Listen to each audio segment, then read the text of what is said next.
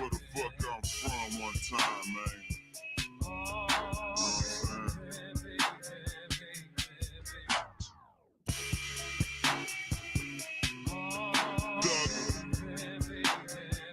You know what I'm saying? Represent where the fuck I'm from one time, man. You know what I'm saying? Nigga over here, you know what I'm saying, doing this shit for about 15 years, man. Time to get this money though. I'm from Texas, nigga, where they Cadillac pushes. Just blowing up my phone, but I'm in the kitchen cooking up the Texas, nigga, where they Cadillac pushes. Bitches blowing up my phone, but I'm in the kitchen cooking Texas, nigga, where they Cadillac pushes. Bitches blowing up my phone, but I'm in the kitchen cooking up the work. Still got bricks for the dirt. I be on my grind getting mine. Haters' hearts hurt, cause a nigga stay shining, pulling up for something foreign. Stepping out clean to the ground, rap Lauren. Bitches on my dick, cause my paper stacks tall, and they see me every day in the gallery a mile. Bitch, I'm 6'6" tall, like I play basketball. But I'm still ballin', slim thug and never fall. 15 years later, deal getting longer. And a nigga freestyle game getting stronger. Used to sell work on the corner, now I'm selling his the fiends. Breaking boys out on swings looking clean. Breaking boys out on swings looking clean. In that dick, I'm talking Norge. Got a bitch in my penthouse giving massage. Bentley in my garage. Bitch, I been ballin'. I ain't never stopping here. Yeah, them hoes counters blowing up a phone.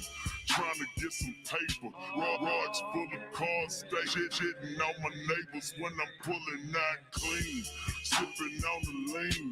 It's that boy Thugger and I'm shutting down the scene. Pulling out clean.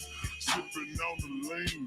It's that boy Thugger and I'm shutting down the scene. Got a pocket full of green. Phone full of hoes. I be hitting poppin' those. Lobster on my plate. Oh, nigga like me eating real good. And I came from the hood.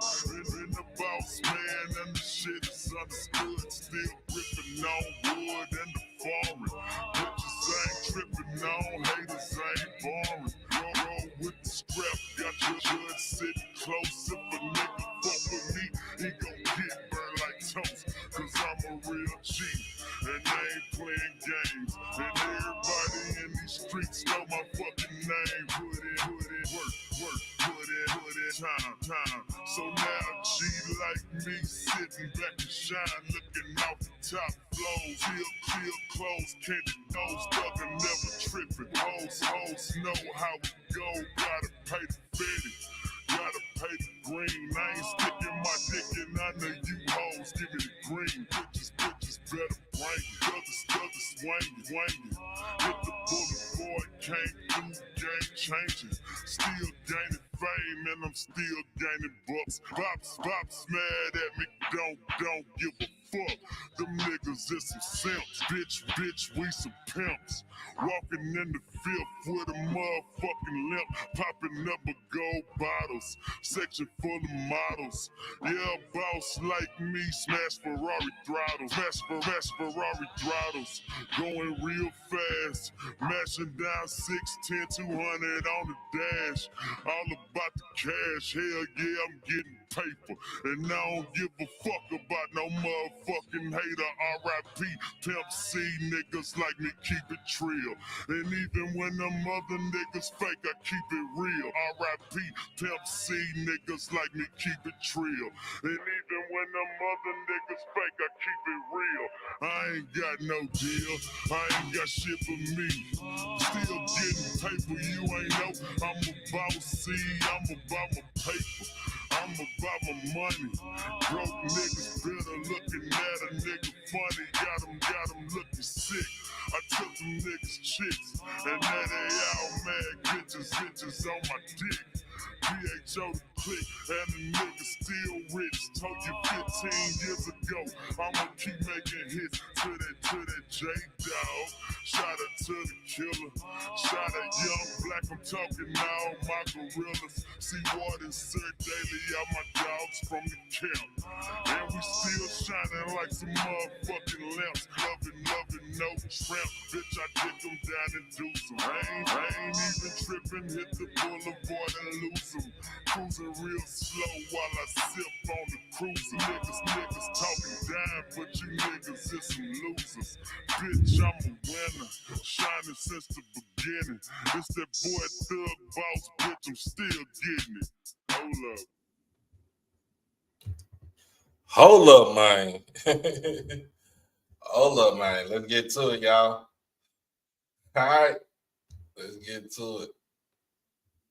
Let's get to that intro.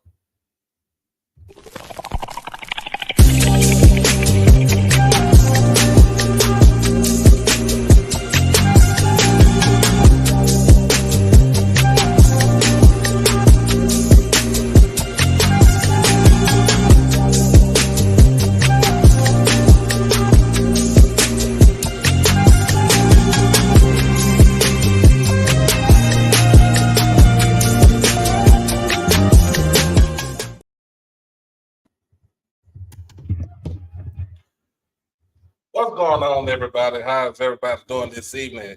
Welcome. This is your boy Doc Holiday, and we are back with another HBCU tonight. This is powered by HBCU Overdrive. Make sure that you like this stream. Make sure that you comment, share, and most of all, subscribe to the channel. Also, make sure if you want to become a member or just join the channel, hit that join button for the low price of $4.99, and you can also hit that subscribe button, and that's free of charge right there. We are on the road to 2,500 subscribers, so let's get to it. Let's get it. We are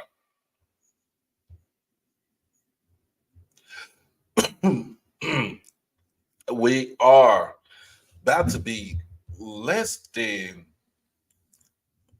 5 weeks till the football season will come up, and y'all already know how that is. Y'all already know how we gonna do this.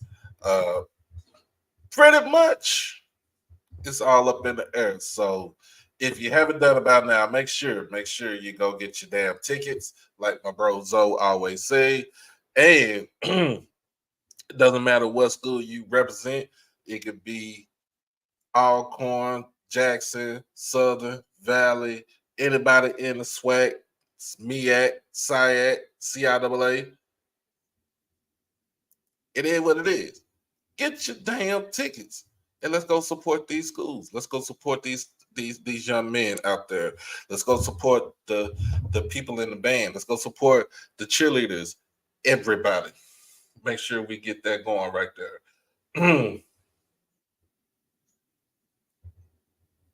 So, but other than that, let's go ahead and hit this commercial break, and we'll be right back in just a minute.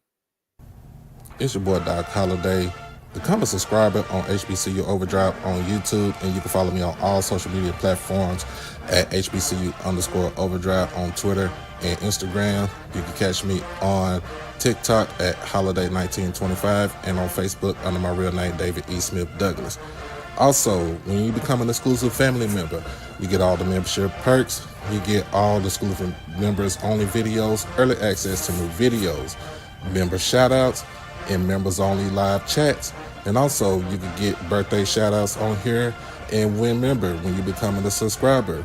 You can also hit the donation to the Cash App at HBCU Overdrive. You can hit the PayPal David Smith 1925, and you can hit the Zelle David E. Smith 30 at gmail.com. Remember, all proceeds go towards the channel, not the pocket. All right, we are back. And I'm going to go ahead and get all this stuff set up right now. Yeah, I've just been resting for the last couple of days. And I need it. I need all the rest that I can get. Uh, but other than that, like I said, we still got hoodies available right now. They will total price is $48, 40 for the hoodie plus the $8 for shipping and handling. Um, right now we only have a extra large, a medium, and a 2X. So uh, if you are available to get any of those, you can. This is just for pre-sale. You can do with PayPal, Cash App, or Zelle.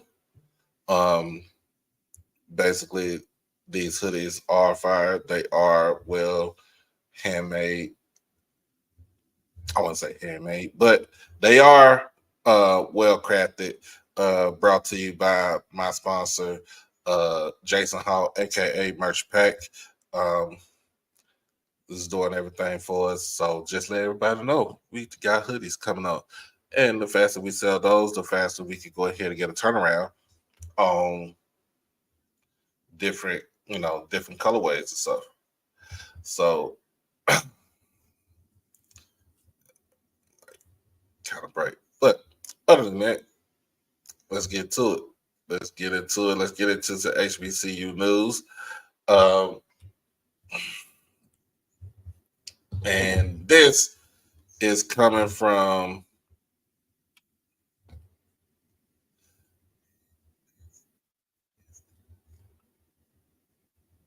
let's see.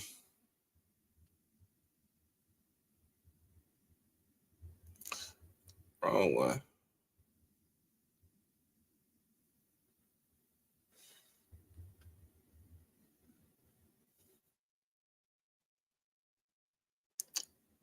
All right. First and foremost, y'all.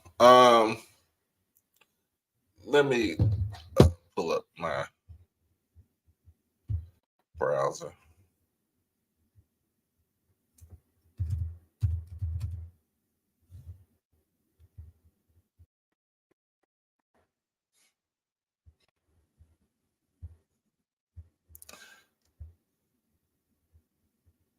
Let me pull up my browser.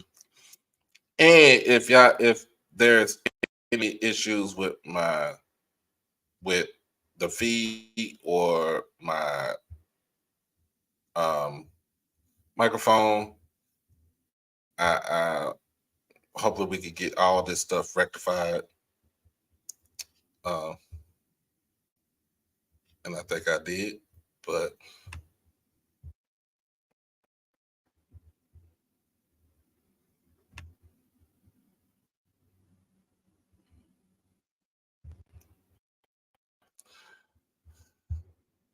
all right.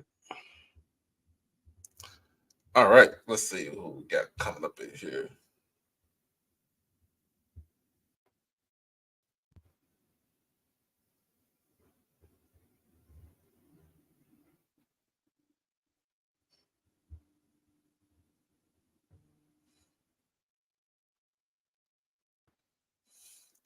Oh Lord, not morning. Did you just wake up, Quay? You mean good evening?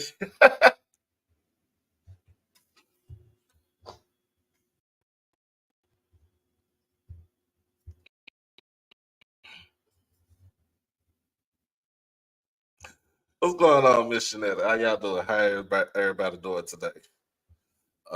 Let me can't call it.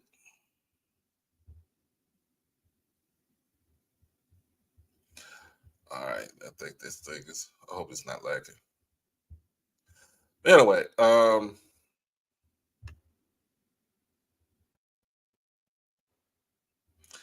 right. Davius Richard signs with the Houston Roughnecks. The Code 2025 Black College Football Player of the Year will return to the gridiron in the UFL for 2025, which I'm very excited for that. Uh,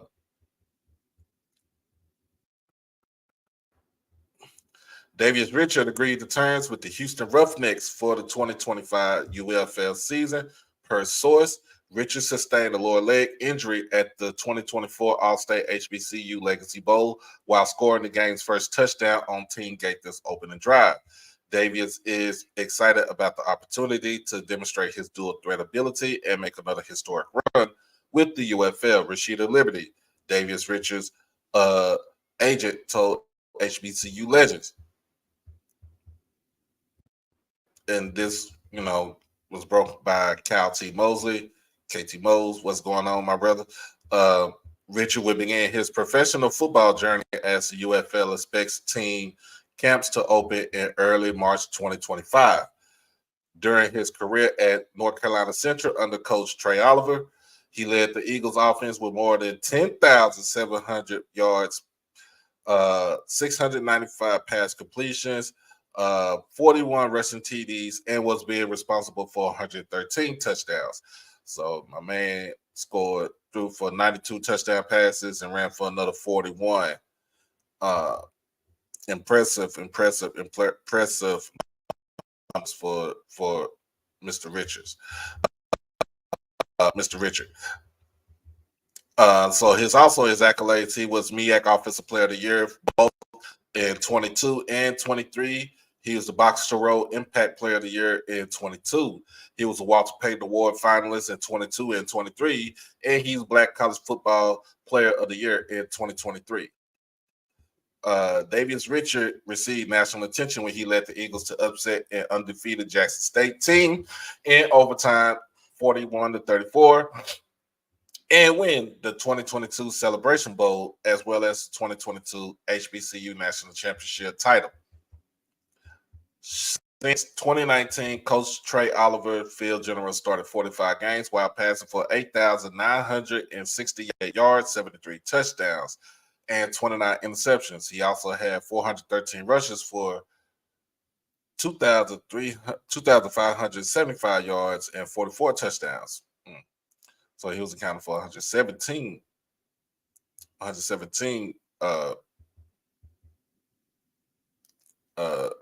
total touchdowns. During an interview on Ralph Cooper's radio show in Houston, I asked Davius what dynamic he adds to the quarterback position, and he quotes, "My versatility to be able to play within the pocket, within the structure, timing routes, and going through reads. Also being deadly with my legs by extending plays, making the 5 to 6 yard runs for the first down, and keeping the chains moving. That's a big part of my game, and it throws defenses off because they never know where to guard."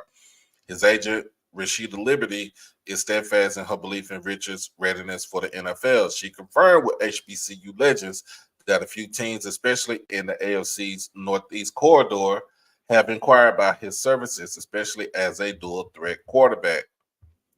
He's willing to accept the role. However, we got to give him an opportunity to be a quarterback, Liberty said. We told him because of the injury, don't think delay is denial. Amen.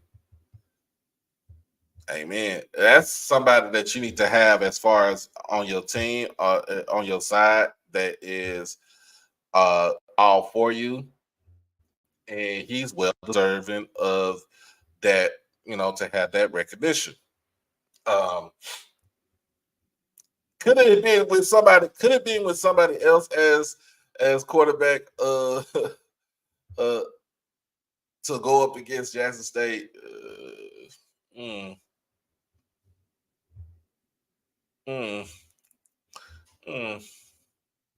It could have been, but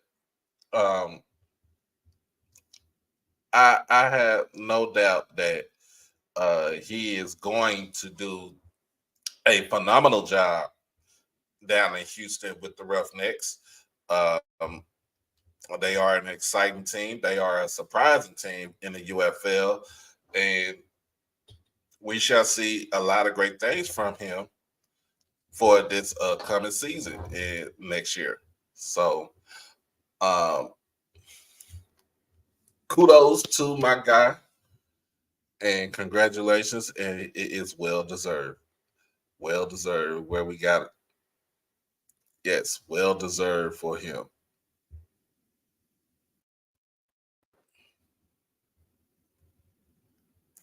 Well deserved for him. All right. Um.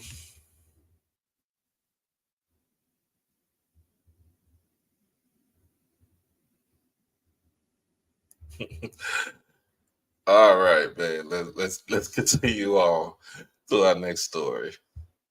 What else we got going on? Let's see what's up. Uh,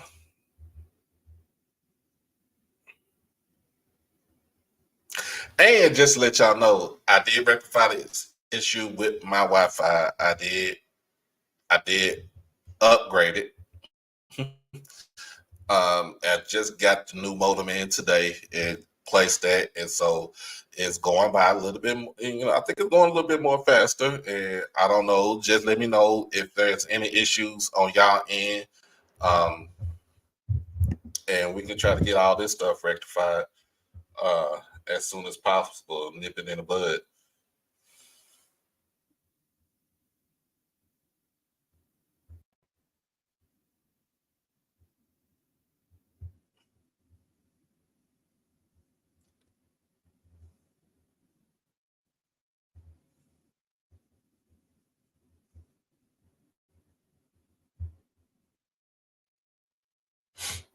All right. Let's see what we got on this. Let's see where we got on the horizon.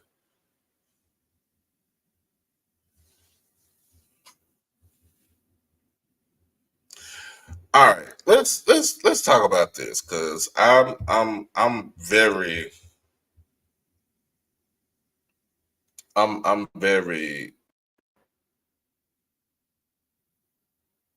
worried about this person right here. Um,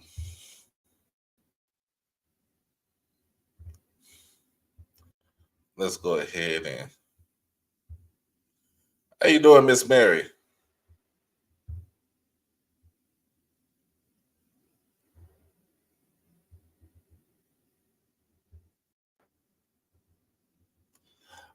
Uh,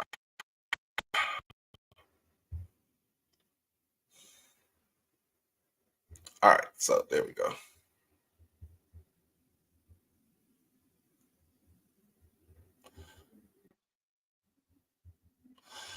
All right, so here we go. Let me get this.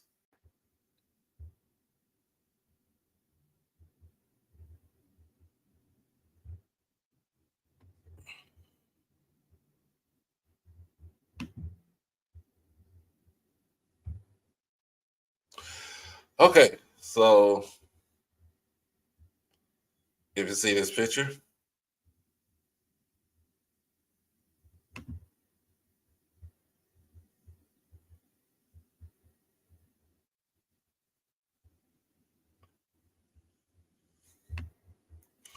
HBCU receiver commits to fourth team in the same conference. Quay Davis, a highly rated receiver, has committed to Southern University as the transferring from Jackson State and Texas Southern. Um, the HBCU Odyssey of Quay Davis continues. This is wrote by Stephen Gaither. Shout out to my guy. Um, the former Jackson State and Texas Southern receiver has committed to Southern University. This comes just months after he committed to defending HBCU champion Florida A&M. Davis, a four-star recruit from Skyline High School, was highly rated as the 23rd best wide receiver in the class of 2021 by 247 Sports composite rating system. His college journey has seen multiple commitments, reflecting a quest for the right fit to fully utilize his full potential. His physical attributes, standing at 6 foot and weighing over 193 pounds, combined with his on-field skills, make him a solid target for any quarterback.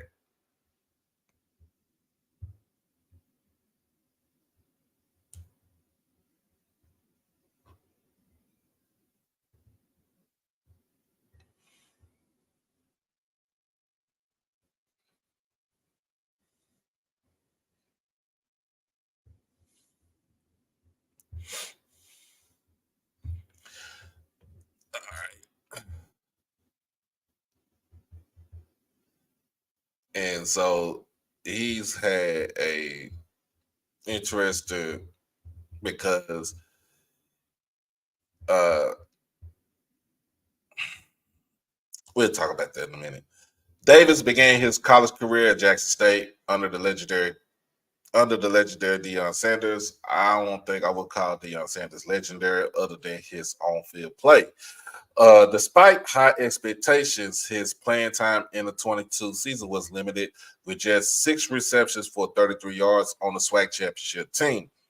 Seeking more opportunities, Davis transferred to Texas Southern for the 23 season, where he was expected to team up with quarterback Andrew Body. He showcased his abilities, recorded 384 receiving yards and 1 touchdown. This performance caught the eye of FAMU, and Davis committed to the Rattlers in 24. But Quay Davis is once again headed back to the SWAC West, where he will join the Southern University offense, looking to help get back to SWAC championship level under new head coach Terrence Graves.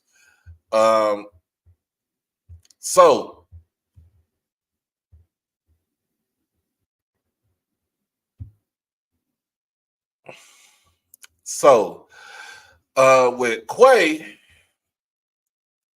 like I said, Quay is from Dallas, Texas. He's from the DFW area.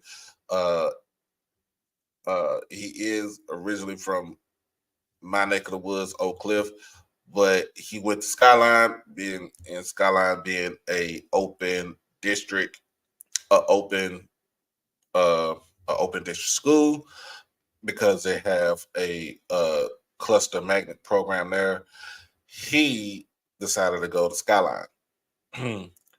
But when he came out, he was originally picked Kansas, and then switched commitments and committed to USC, but he also switched commitments on that and committed to Texas. Texas was his last commitment before he got into some trouble. I guess somebody got in his ear and told him, "Hey, go down to Jackson. Deion is there. He'll help take care of you." Of course, he comes to Jackson, and we looking for some promise in him. We're just looking for something to come out of Quay from that season, but he could not get himself on the field at Jackson because the wide receiver room at that time was fully loaded. We talking about players such as Dallas Daniels. We talking about Shane Hooks that was on that team. Rico Powell was on that team. You had Willie Gaines, who was really more of a return specialist, but he played receiver.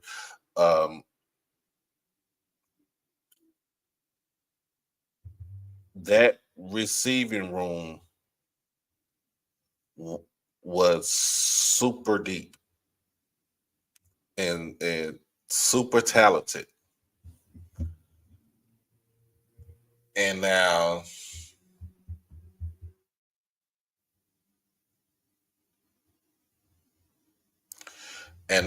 he goes on this carousel. My opinion, he should have stayed at Texas Southern. Even if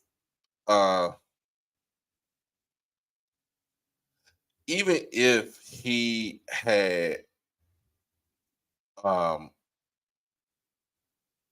with Andrew Body, he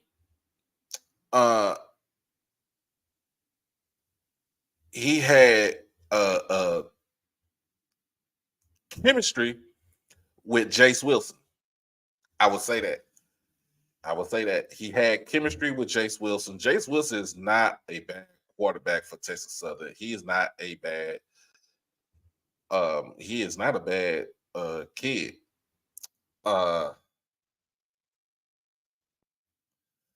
But at the same time, it's like you gotta sit back and start thinking and start analyzing some of these kids that come to your school. Now, For instance, why is Quay moving so much? That's when you got to start. That's when you have to go into their their life. Like, how many schools did he attended? How many times did he move?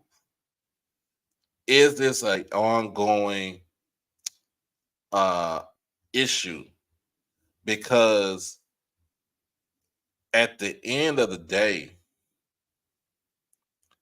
to say that you committed to your fourth school in less than 2 years, it it it rings it raises a flag, it raises a red flag. Point blank, period. It raises a red flag.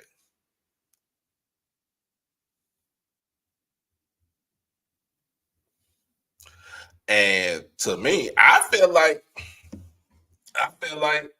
um he could have stayed at FAMU. Now some some words and rumblings that it was the reason why he did not commit to FAMU. He was, there was academic issues, not on him, but they said it was on the football team. But that is allegedly. That is speculation. That's my word, speculation. Timona has allegedly. I got speculation. It was all right.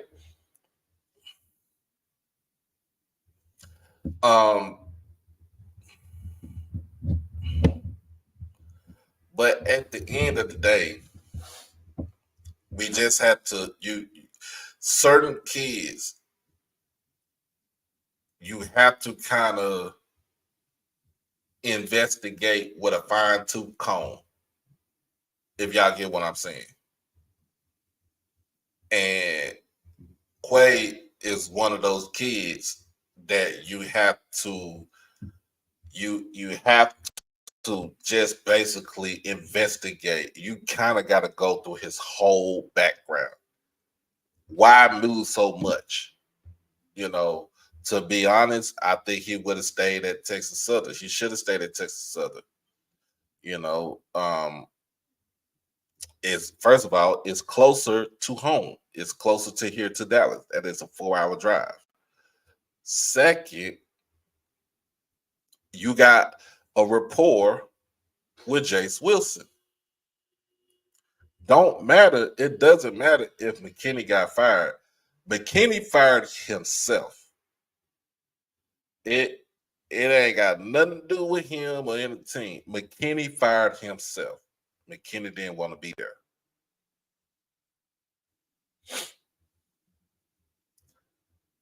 He should have stayed. Like I said, he should have stayed in Houston. I don't know, speculation is I don't know if he has children or anything like that, but if he does, he should have stayed in Houston. That is, you got a rapport with that QB. You are closer to your home. Stay put.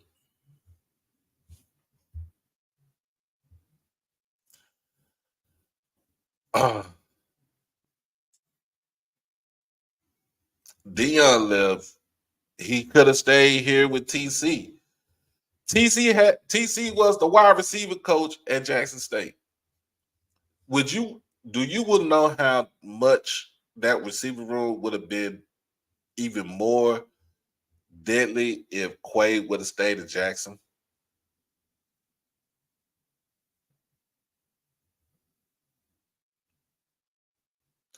And in a sense, you would not. I mean, let's just be honest. I'm gonna be honest with you. Rico Powers is a talented receiver,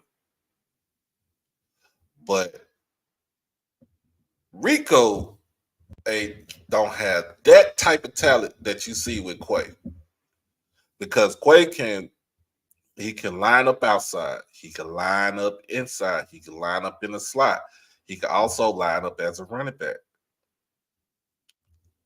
See, Quay is a jack of all trades. He is a switchblade. That's what I like to call players like that.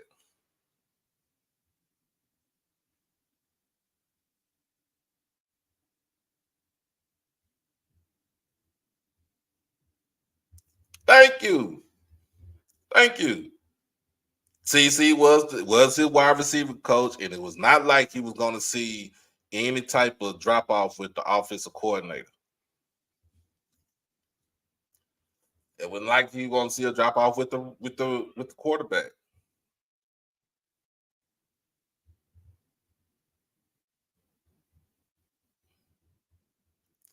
And this is another one.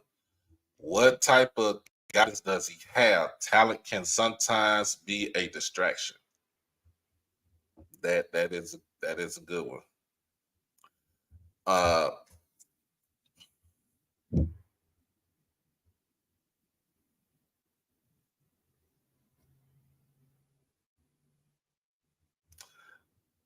I'm just putting it out there.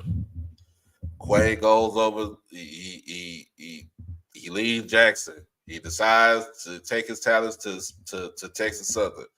He had a pretty decent season last year. You know, almost 400 yards receiving, and 1 touchdown. But like I said, do I blame that on?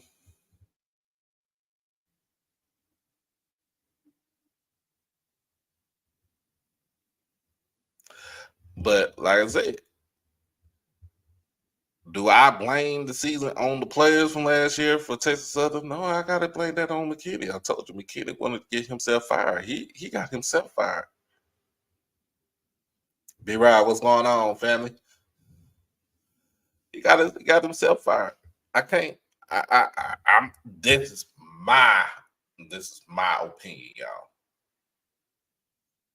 This is just coming straight from me. This is my opinion. If it's all sweet in Houston, stay down in Third Ward. He decided that it was going to be greener pastures over on the Heights and Seven Hills until Willie left. Willie left. They feel like it was some issues. They say it was an issue with academics. I don't know. That's speculation. I'm not going to put it out there in the atmosphere. That's up to Coach Cozy and the AD to try to see what's going on over there. But I think if it was my opinion, my thought process, use that as a cop out.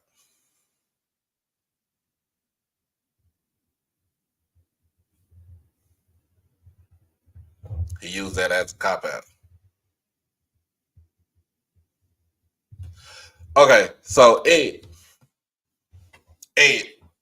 let's put it like this. You my guy, you my bro. Let's put it like this. Would you rather have a receiver who only plays one position, or would you rather have somebody who plays multiple positions where you can actually have a game plan for him if need be? Like I said, he could play the X, he could play the Y, he could play the Z, he could play the slot. He can also play a running back. He can play a H back. He's the reason why I say that he's that physical.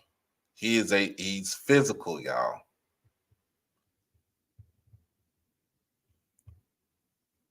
And the only reason why Rico had that long touchdown pass because Southern took bad angles to try to tackle him.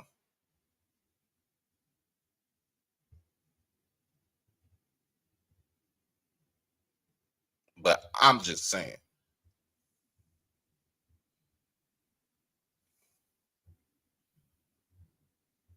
I'm just saying.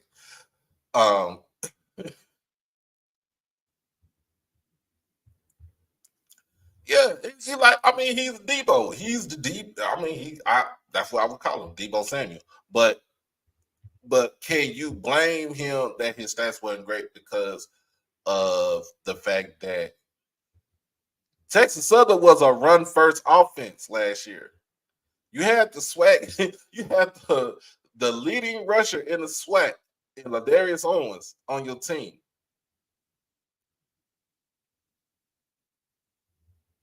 If Ladarius didn't go for 1,300 yards last year, you probably would have seen Jace throw for about 2,400 yards. He would have been Jace. If it was not for Ladarius running for 1,300 yards, Jace probably would have thrown for about 2,400 yards. And not the fact that he only played 10 games. Remember that. He played 10 games.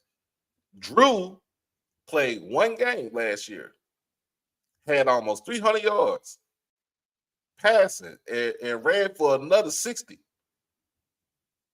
But he wasn't ready to be out there. Like, if you would have started the whole season off with Jace being a quarterback for Texas Southern, Quay's number would have been much higher. Plus, he was supposed to be the go-to guy, but the tight end, Jaron Johnson, was Jace's safety net.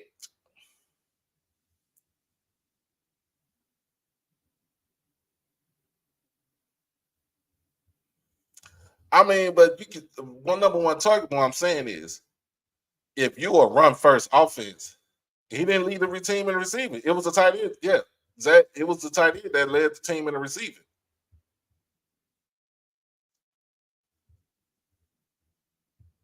And that's what I'm saying. If you are supposed to be the number one receiver, if you're trying to make yourself a number one receiver, but your offense, what's up, Square? But your offense is predicated to running the football 20, 30, close to 40 times a game, and you have if you had the leading rusher in the conference last year, his numbers probably would have been more higher than that. But because, like you said, Jace only played 10 games. Jace probably would have had over 2,000 yards passing.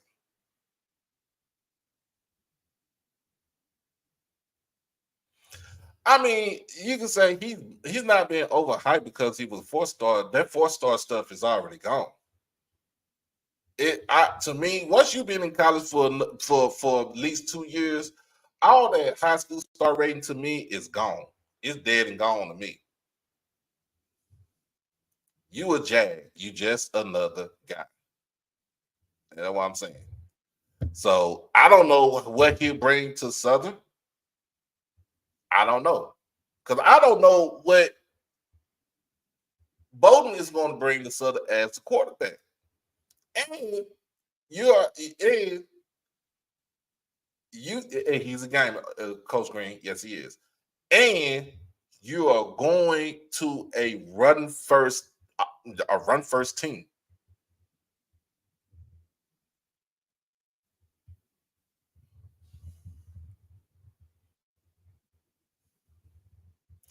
He's going to a whole run first team. That's what I'm saying. That's all I'm saying. His number is not going to equate to his star rating. He caught 6 balls. Look at but here's the thing though. He caught 6 balls last year. He caught 6 balls he caught 6 balls in Jackson State. But look at your wide receiver room at the time. Go to 2022. Look at your wide receiver room at that time, 2022, and name them. I already gave Shane Hooks and Dallas Daniels was like 1 or 2. Hooks, Shane played outside. Dallas played outside. He played inside. Who was your other receiver?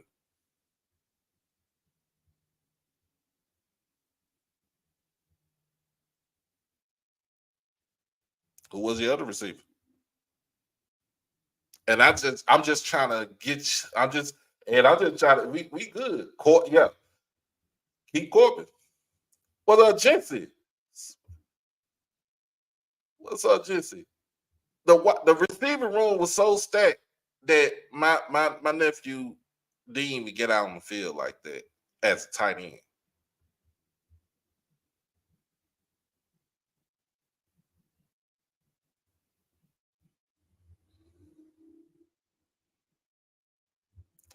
But you can't say that he was mediocre because, like I said, the tight end for Texas Southern was Jace Wilson's.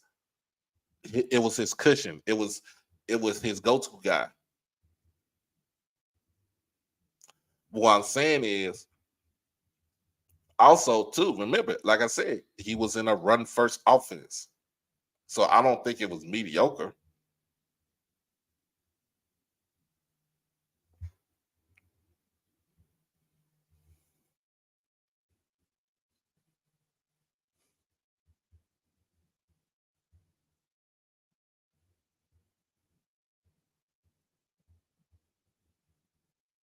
What you say, Coach? Boy, hey man, we gotta talk. Hey, Coach said we gotta talk, man. But hey, he going down to Southern. He in Baton Rouge. Hopefully he'll get everything turned around. Hey, I like it. I like when we have discussions like this. You gotta agree to disagree. It could go either way.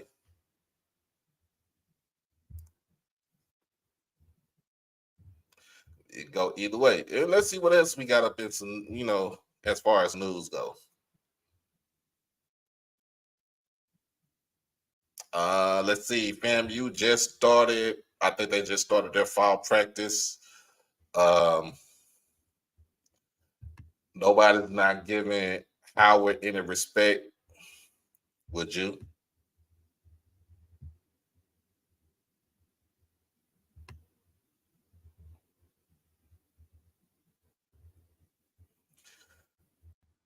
All right. So let's get into this one right here. Let's keep going. Let's keep it going. Let's keep it going. Let's keep it going.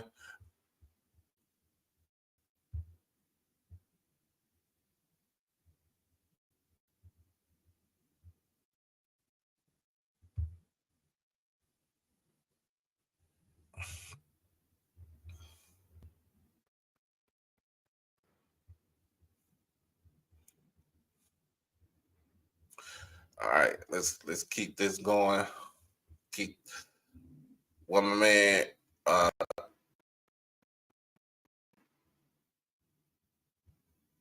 Mike Singletary used to say, I like the type of party.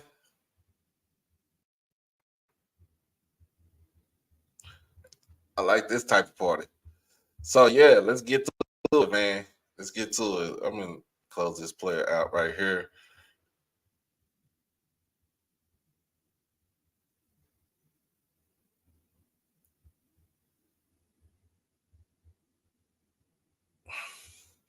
So the Frederick Douglass HBCU Football Classic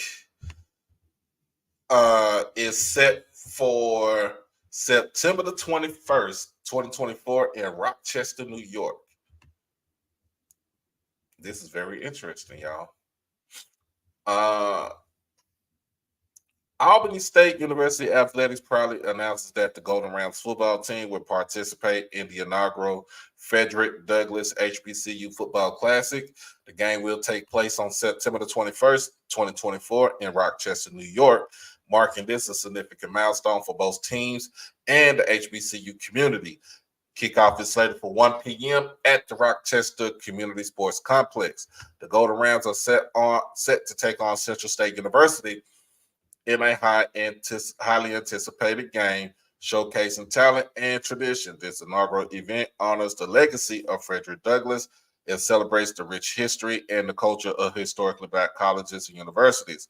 This is quote, "This is an incredible opportunity for our student athletes and the entire Albany State communities," said Dr. Christine Kelly, Director of Athletics.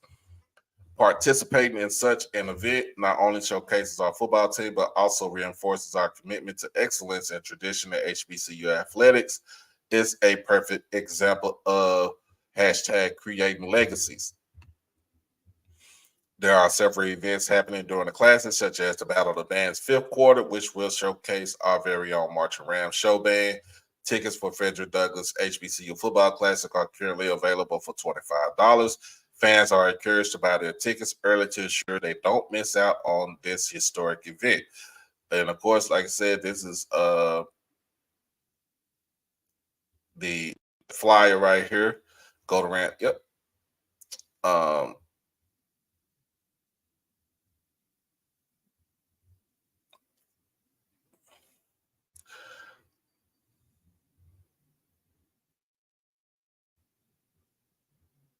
So teams will be announced July 26, 2024. So that is today, if I'm not mistaken.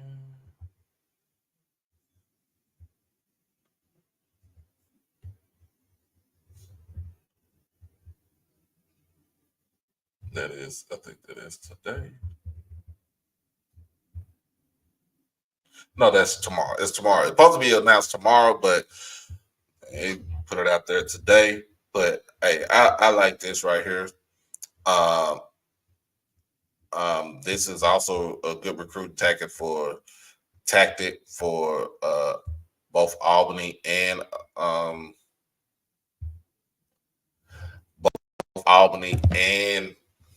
Central State.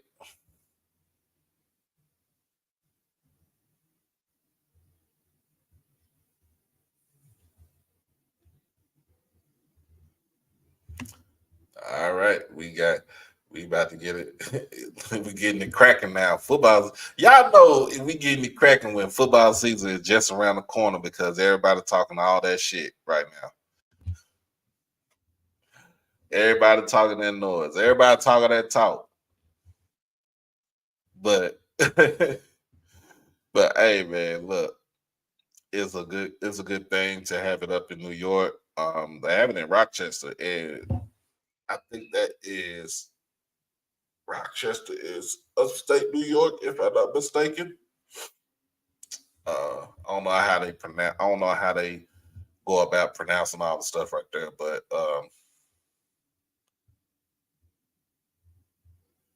yeah, it is a good thing to it's something that we should have right there in New York. But in fact, we'll start getting into the Division II realm more than likely tomorrow, and I'll probably do that tomorrow evening. Well, tomorrow afternoon. And Mr. Haynes, if you in here,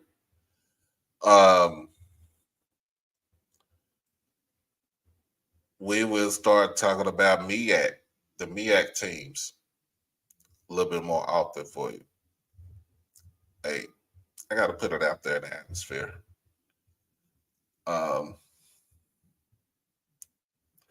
But let's go ahead and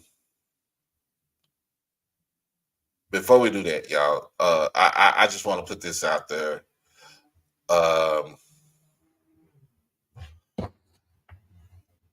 My goodness. Let's see.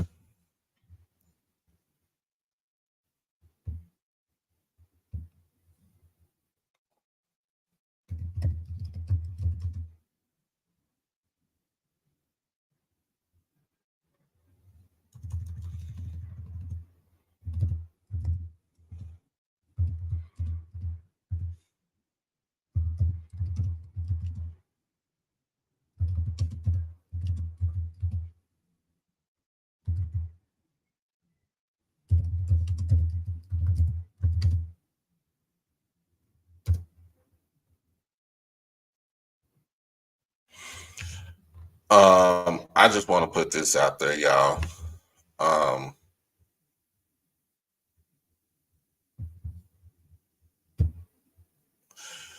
All right, coming out of Baton Rouge, this is WBRZ, the news affiliate from Baton Rouge, Louisiana.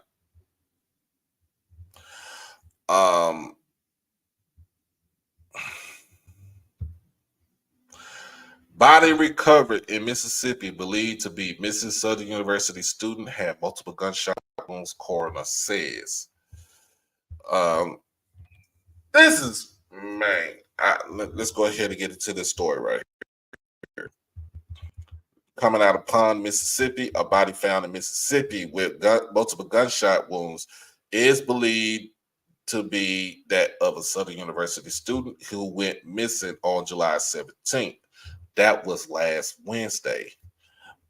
Stephen Harris, a sophomore at the university, has not been seen since July 17th, when he was scheduled to attend a custody hearing for his child. Wednesday morning, deputies with the West Feliciana Parish Sheriff's Office confirmed a body had been discovered near Pond, Mississippi.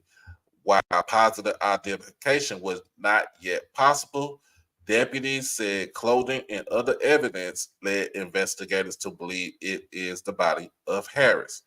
The coroner told WBRZ the body was found with multiple gunshot wounds and that it had been there for at least a week.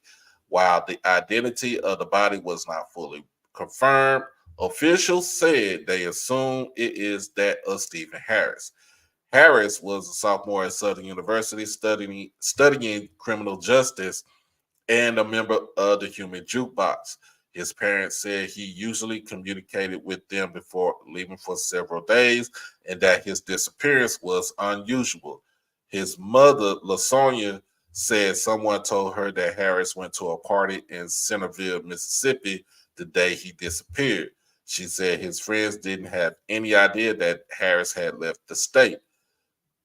None of them have ever remembered Stephen ever talking about going to Centerville, Mississippi, knowing anyone from Centerville, Mississippi, or being in Centerville, Mississippi, LaSonia said. LaSonia and her husband Thomas traveled to where Stephen's phone last pinged and talked to residents nearby. She said they could not recall a party ever taking place on that Wednesday.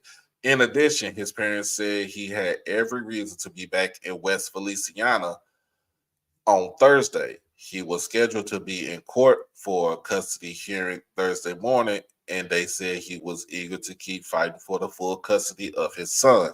Stephen has a 1.5-year-old son that he fought very hard for, LaSonia said. This is completely out of character, not Stephen. Local law enforcement did not have any word on possible suspects or motive for the killing. And let's see. Here we go. That just came up. It's trending news. This just came in today, if I'm not mistaken. Ex-girlfriend, 2 others arrested for the conspiracy to kill Southern student found shot dead in Mississippi.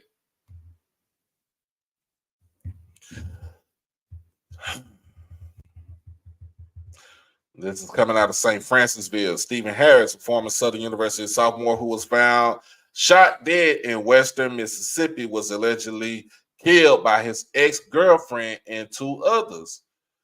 The West Feliciana Parish Sheriff said Thursday when deputies arrested 3 suspects for conspiring to kill him.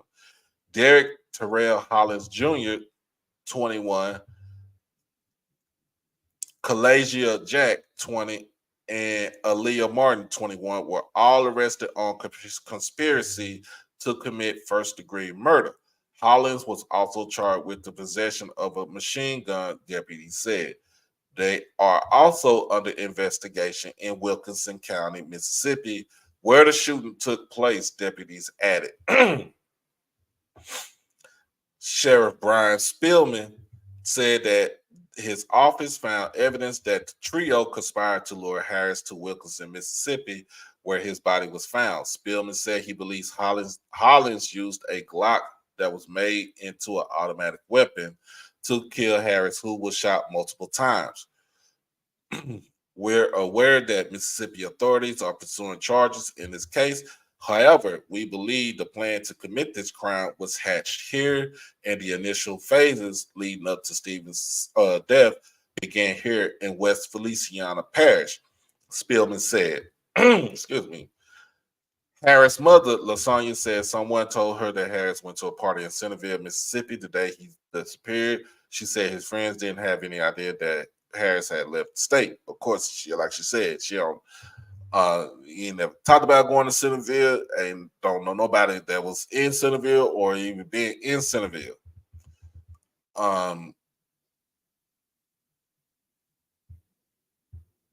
Martin and Harris had a child together and lived together previously, court records show. The couple also filed restraining orders against one another.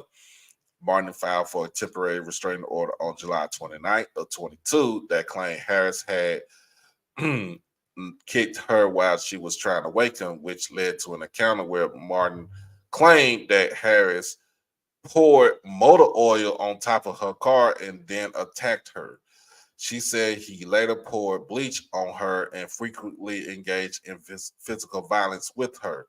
Harris' restraining order filed August 2nd, 2022, told a different story.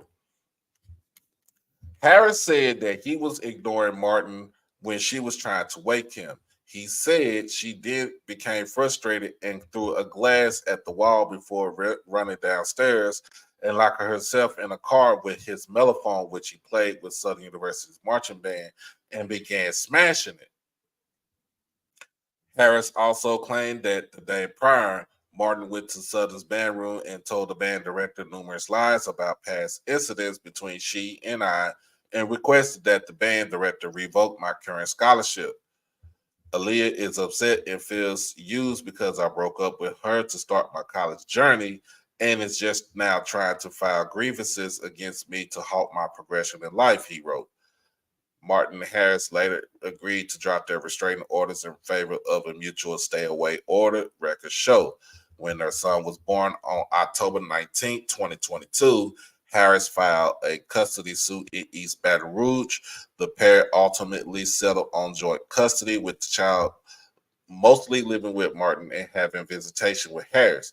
He later filed a complaint asking that she be held in contempt because she had moved to Texas without notifying him, in violation of their custody agreement, which required notification of any move of more than 50 miles. Southern University said that there are currently no university or student plan memorials for Harris. Oh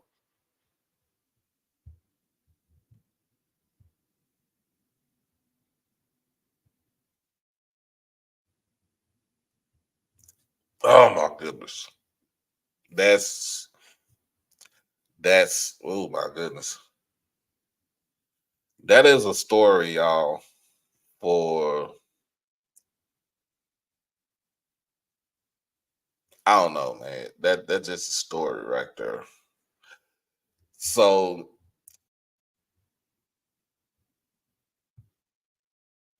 yeah, he's supposed to be in story.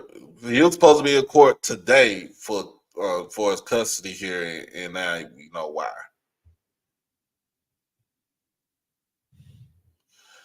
Oh man,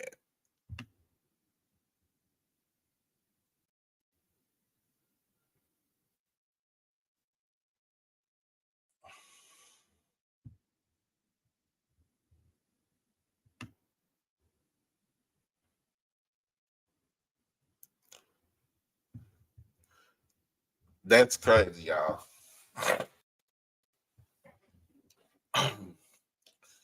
We don't know what the full story is. I'll say last Thursday. We don't know what the full story was. Is his word versus her word, his side, her side, and then there's the truth in the middle. So who is at fault? Um,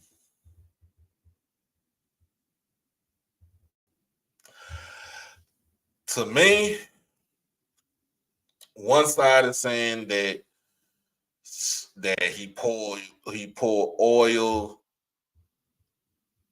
he did all these things to her. So her restraining order said that he kicked her while she tried to wake him up, which led to where Martin claimed that Harris poured motor oil on top of her car and then attacked her. And then she said he later poured bleach on her and frequently engaged in physical violence with her. Harris is basically said it was different. He was ignoring being woken up by her. I guess he didn't want to be bothered by her. Then because he kept ignoring her, she got frustrated. And you throw a glass at the wall. It's like, okay, now what you doing? Then here's the thing: you go downstairs and you get into the car, and his marching mellophone is in the back seat or is in the front seat, wherever its seat is in, and you begin destroying it. You're destroying property. And then you also went and told the band director to revoke his scholarship because you said that he was beating you.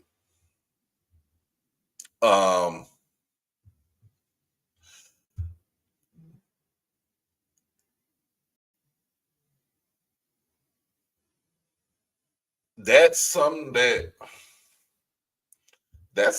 you gotta, as a young person, as a young man, as a young woman, you gotta know when to leave up out of there.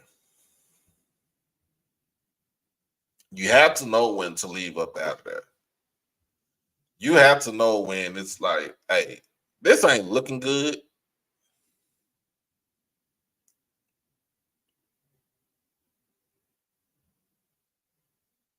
If this ain't looking good to either one, let me leave. But also let me be in my child's life. At least I could say for this young man right here, he was fighting tooth and nail to get custody of his son. And now son is not going to have either one of his parents because he's going to visit his daddy at a grave and he's going to visit his mama behind a plate of glass.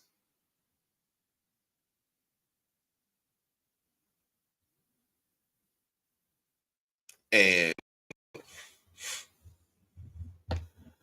young people, man, look, I'm gonna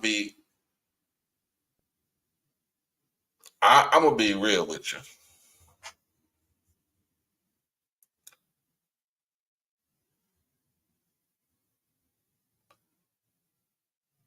If she was mad that he left, that he walked away from her and wanted to go to school to better himself,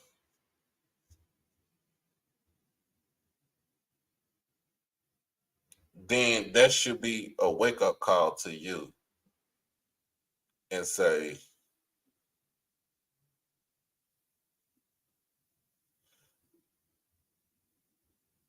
if he's doing something to better himself and to have something in store for the future for our child, I would let him be.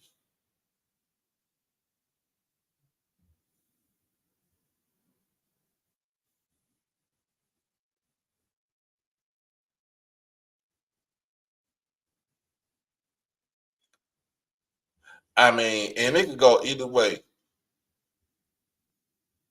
Men, we got to stay focused on ourselves. Women, we got to stay focused. You got to stay focused on yourself. It can go either way. But killing somebody because he don't want to be with you no more. And he wants to have custody of his child. Ain't the answer.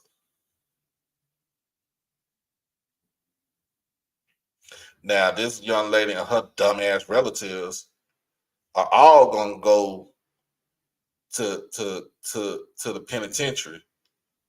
And if this is in Louisiana, even though it was conspired in Louisiana, the actual murder took place in the state of Mississippi. State of Mississippi is going to have, they are going to want to extradite all three of them back to the state.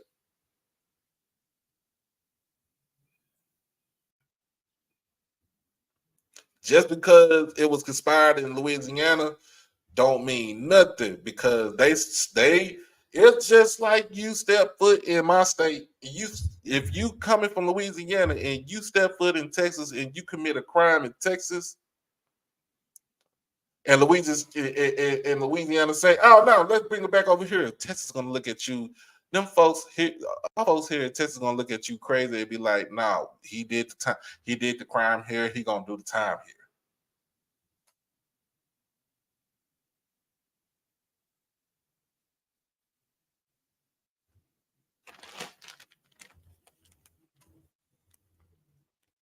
Yeah, and that's all I'm saying. So Louisiana, don't think that you're gonna get them three to come back to your state, because they're gonna be in the state of Mississippi. And it's gonna be swift. I think it's gonna be quick and swift, because all the evidence points towards a a, a bitter, and I hate to say this, I do not like saying this, a bitter baby mama situation. That's what it is.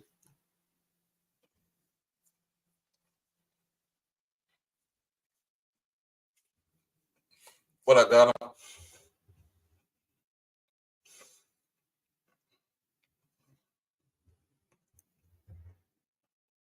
now.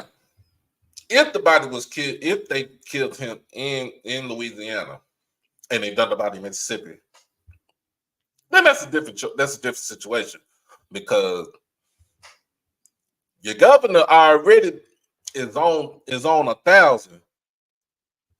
He ain't giving no paroles to nobody, and you might well whoever took the shot, the gentleman that took the shot,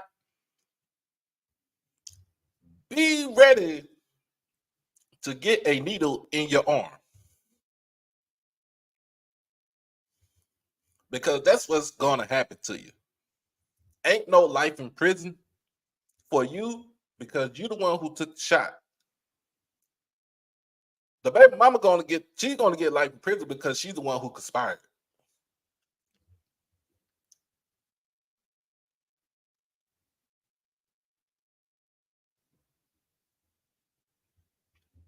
Yep, both states got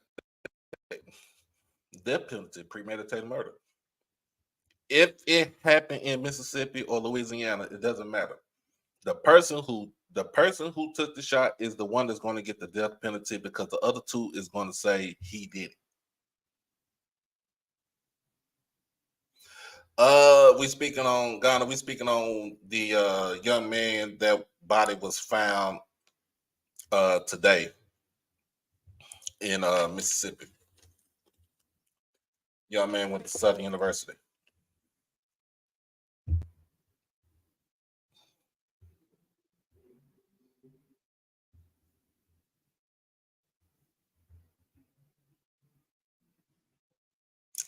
But I'm just saying. I'm just saying. Either way it goes, somebody is going to get the needle, and then the other two are going to spend the rest of their natural lives in the 6x9.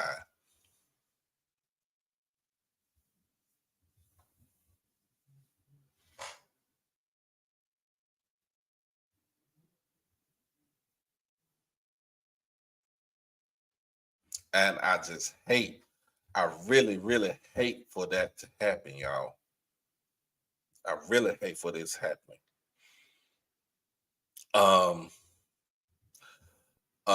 and condolences to the young lady, the ex Grambling basketball women's basketball player, um, who passed away earlier this week in a car crash.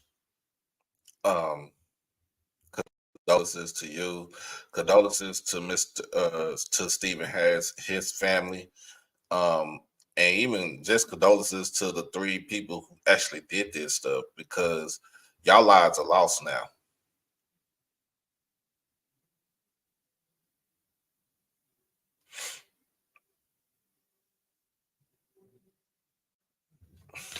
Um, again, um, just hate all this stuff just happening this week, man. Just hate all the stuff just happened this week. Even just on since this past Saturday weekend.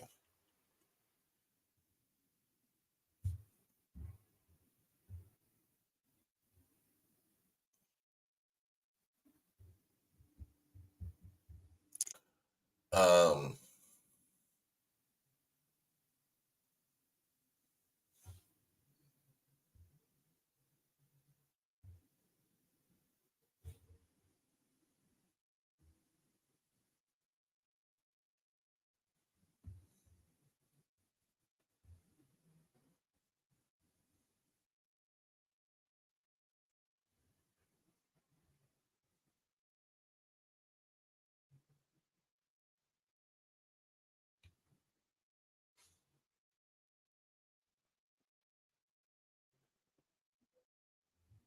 oh yeah, let me talk about this. Hold on. Hold on. Wait, where is it? Where is it at? Thank you. Thank you, Mr. Emmett. Let me talk about this shit right here. Now, I might not be the sharpest tool in the toolbox, but I know when I see a murder happening. And definitely that was cold hearted, cold blooded murder that was caught on body cam. She called, she called the police, and condolences to Miss Massey and her family.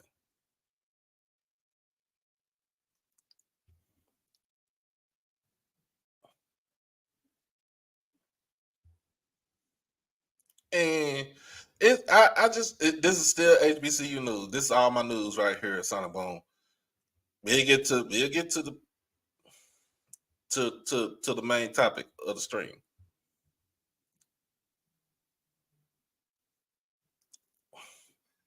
Like, still, what is we do? Like, literally, what is we doing? And it was clearly like she did not lunch. I looked at that video 10 times. She didn't lunch. She didn't do anything. She had a pot in her hand that was boiling, that had boiling water.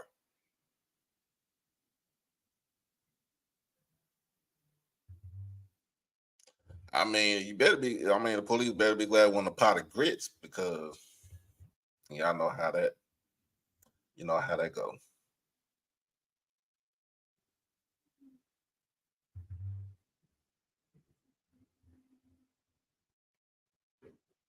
And I think he was the devil. Yeah, the devil reincarnated.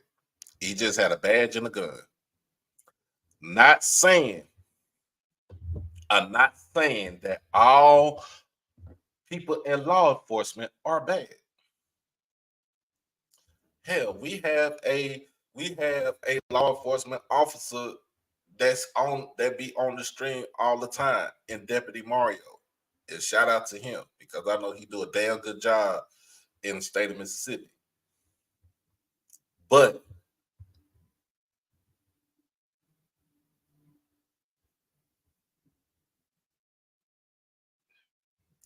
But this is crazy, y'all. This is crazy. And I'm gonna be honest with you. I don't think nobody on the police force is going to take up for this dude. Cause they seen it with their own damn eyes that she was no threat and you shot in cold blood for no reason.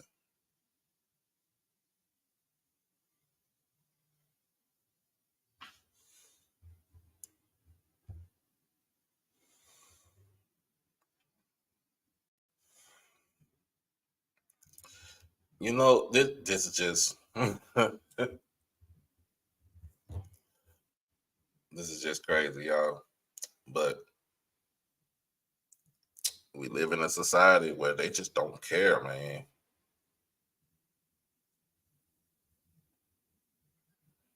Just don't care. So, after this break, I'm gonna see if we could get I want to see if I can get a panel up here so we could talk about. I want to continue that discussion that was on KC 1400 last night, and I want to continue that discussion right there, if y'all don't mind. If you don't mind, because that was a very interesting discussion last night, and I want to put some folks on blast.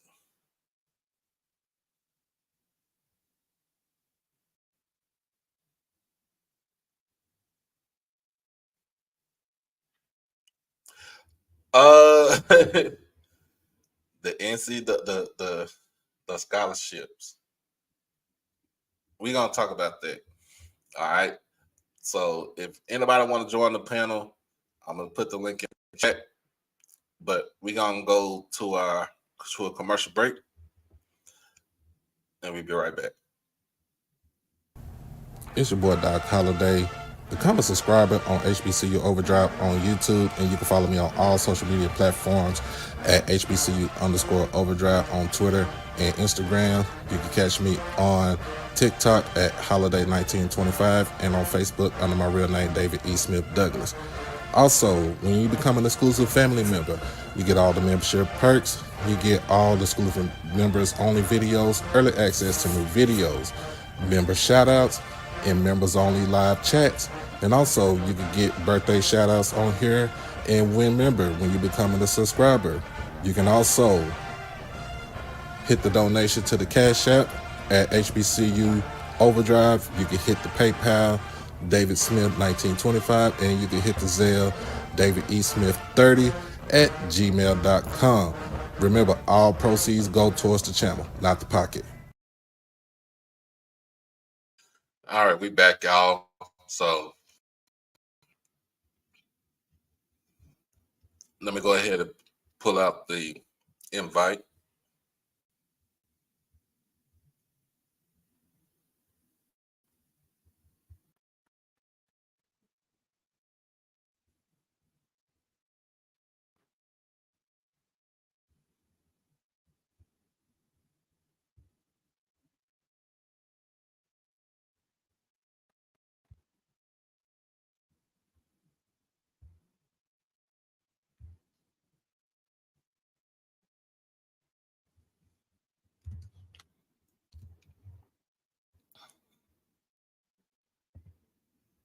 What up, Kobe?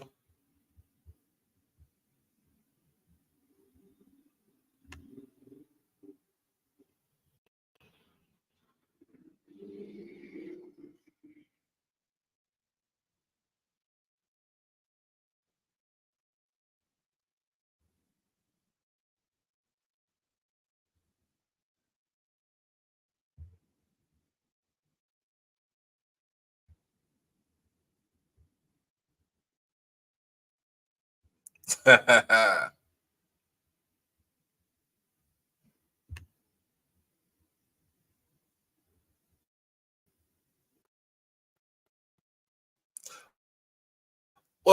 my boy. Hey, We got some football games to go to this fall for high school. So, hey, be ready, bro. Be ready, man.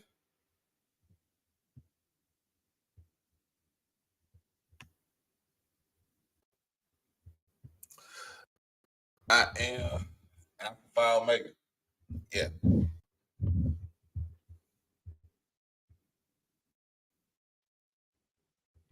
me get this out the way. All right. So as y'all know, for one thing, um, we had got news yesterday. We had got two news, two sets of news worthy.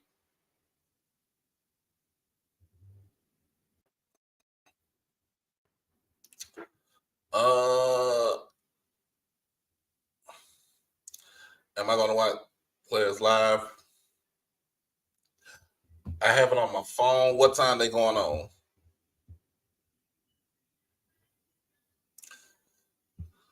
All right. So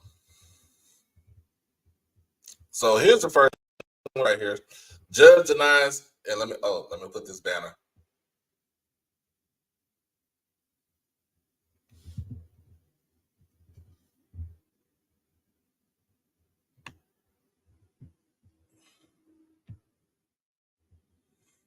There you go. Now we get into the meat and potatoes of the subject.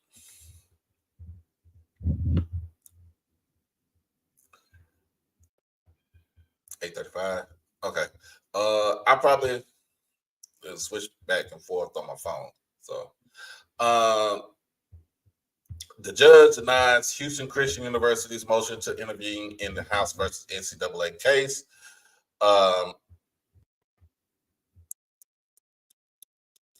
So this is coming out of, I don't know where this is coming out of, but U.S. District Judge Claudia Wilkin denied Houston Christian University motion to intervene in the House versus NCAA case and associated proposed settlement of that landmark case and two others. Wilkins' ruling comes as House plaintiffs and named defendants. The NCAA and power conferences are seeking the judge's certification in the coming months on a historic settlement that would unveil a new financial model for the rapidly evolving college athletics industry. Houston Christian's June 20th motion to intervene in the case was the first formal objection to the settlement, whose broad terms plaintiffs and named defendants agreed on May 23rd. HCU, a member of the Southland Conference, contends its interests were not represented in the settlement talks. In her denial of HCU's motion, Wilkin wrote that HCU's arguments in support of its motion for intervention are essentially objections to the settlement agreement, which are premature because the settlement agreement has not yet been filed. But even if they were not premature, the court would not consider them because HCU, as a non-class member, lacks standing to object to the settlement agreement.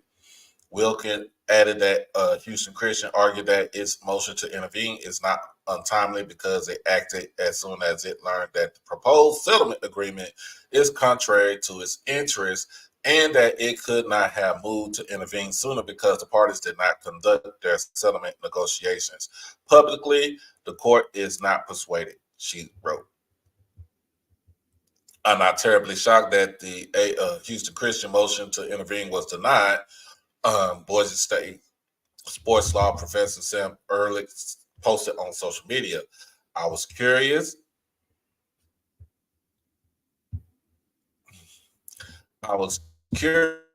whether the denial would be narrowly tailored to Houston Christian's argument or written more broadly, which would signal to all other schools that they shouldn't bother jumping into.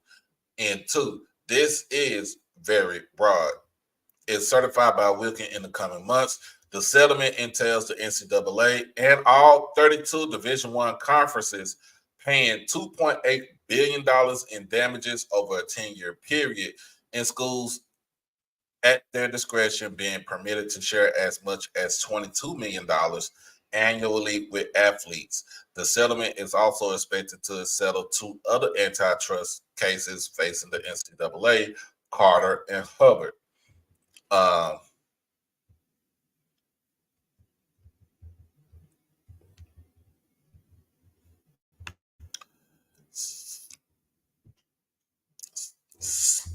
so basically, Houston Christian didn't. They said that basically, um, this ain't got nothing to do with you. This is all for the power structure that is for the Power Five, aka now it's the Power Four. It's the Big Four. I'm gonna call it the Big Four. We're not gonna call them Power Four. It's the Big Four. And now this goes into effect as far as not even just saying, um, not even just saying that they don't want HBCUs coming up. The NCAA is basically saying any school that's in the championship subdivision, y'all don't need to come up because guess what? We're about to those schools that have moved up to FBS that are in the G5 right now. We're going to relegate them back down. We're going to basically relegate them to the power that they were beforehand. Anybody going through the G5, you're literally just uh, uh, uh, a boosted model. I would say like an old phone. You're just basically not even say a boosted model. You're just basically an old phone that has been refurbished. How about that?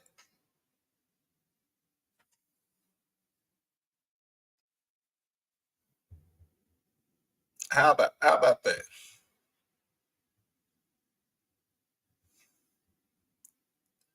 You're basically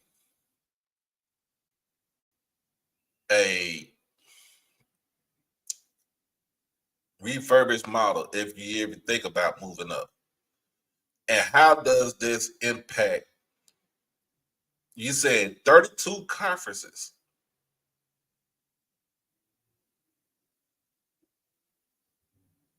So let's get it like this. So of course they're still gonna recognize the Pac-12, even though it's only 2 teams in there. The Big Ten, the ACC, the Big 12, the SEC, Mountain West,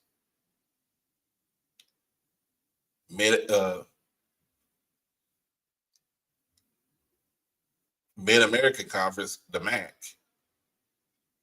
You got what else? Conference USA, the Sun Belt. So that's 9 right there. Where are the other 23? Oh, the Big East. The Big East. The Big East is a basketball conference now.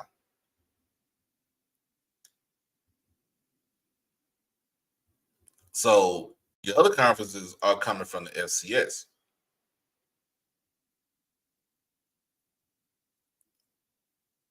And I think Division 2, if I'm not mistaken. So basically, this is all just, to me, it's just all a clusterfuck. But let's get into what's really going on.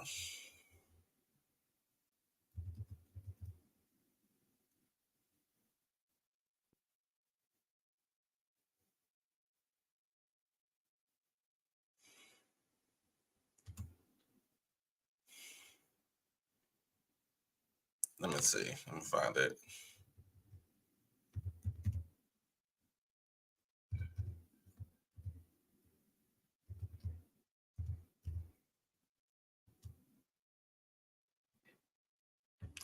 All right. Now, here we go. It's about to come up. This is coming from Yahoo Sports. And this was put out yesterday. And that's the reason why I put out there for the title of the stream. Yesterday's price ain't today's price. That's something that I used because I learned that when I became a manager, right? So when I had became a manager,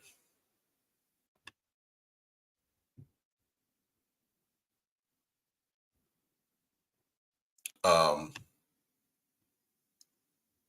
was always told that yesterday's price is not today's price. All right, so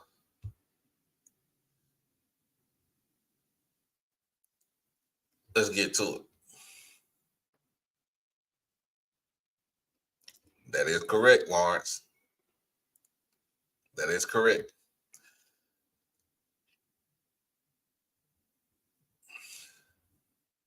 Sources: NCAA to increase scholarships for sports with football getting roster limit of 105 players.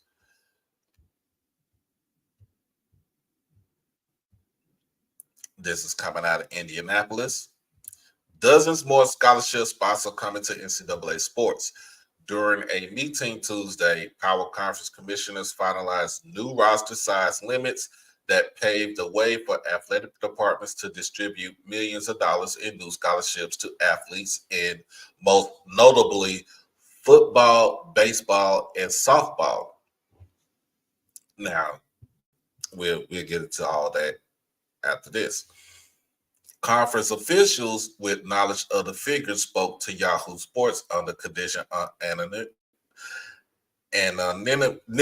Oh, excuse me. I am tongue-tied. Anonymity. As part of the new revenue sharing model, beginning in the 2025-26 academic year, by sport scholarship restrictions are eliminated and schools are permitted to offer scholarships to the entirety of their rosters.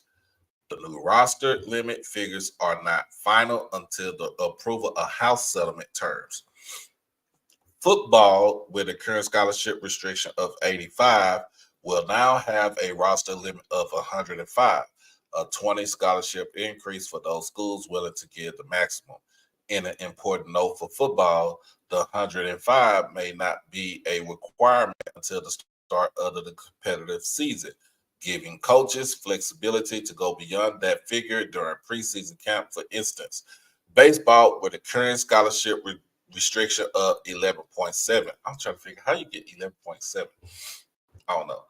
Is expected to have a roster of 34. Scholarship spots for softball and volleyball, each currently at 12, will increase to 25 and 18 respectively. In all, more than 60 additional scholarships are available for distribution in those 5 sports. As they do now, schools are not required to distribute scholarships to each player. For instance, many schools are unlikely to use a full 34 scholarships for baseball, choosing instead to offer grants to only a portion of its roster and leave walk-on opportunities. The new roster figures are expected to be included in the long form agreement in the landmark settlement of 3 antitrust cases, including the House versus NCAA lawsuit. The agreement is expected to be filed Friday with details on the distribution of the $2.77 billion in back pay to former athletes, as well as particulars of the new revenue sharing model, permitting schools to distribute upwards of $20+ million annually. The details around roster sizes of other sports, many of which will see increases in scholarship slots, are expected in the document. No sport will see a reduction in scholarship spots, according to plaintiff attorneys. As part of the agreement, roster limits must be set at or more than current scholarship restrictions for each sport. Another key change to the scholarship structure, all sports will be considered equivalency sports, meaning partial scholarships can be distributed to players. Football, basketball, and other sports are currently considered head count sports, which require players on scholarship to receive a full grant. Mm.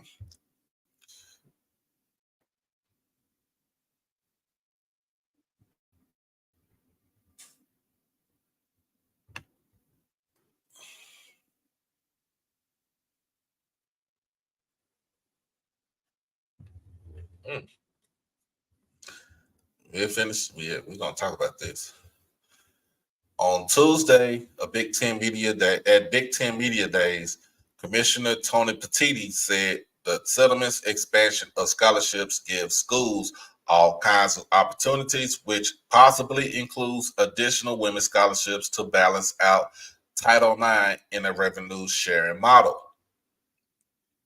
Many schools are preparing to increase scholarships significantly and can count as much as $2.5 million of additional scholarships toward the annual revenue sharing cap, expected to begin at or around $21.5 million.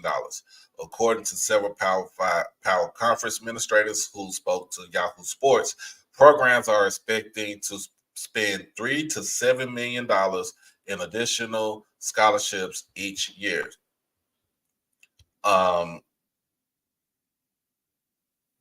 For the most elite power programs, the total cost of both the scholarship additions and the sharing of revenue with athletes will exceed $30 million a year, a figure reported in a story on Yahoo in May. The annual revenue sharing cap is expected to steadily increase to as much as $25 million in the next 3 years. The cap, based on an average of power school revenue streams, fluctuates as revenues increase.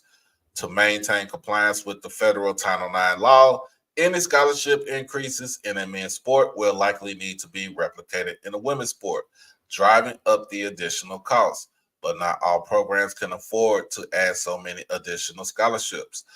Some administrators are in the process of tiering the sports by decreasing investment on certain programs and increasing investment in others. This includes staff and salary cuts as well as the reduction in scholarships from Olympic sports, especially those that generate little to no revenue.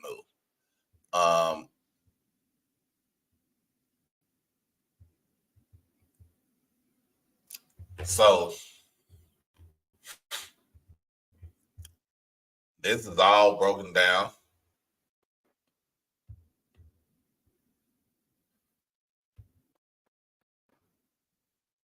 This is all broken down to what it is. And the writing is on the wall. Yesterday's price ain't today's price.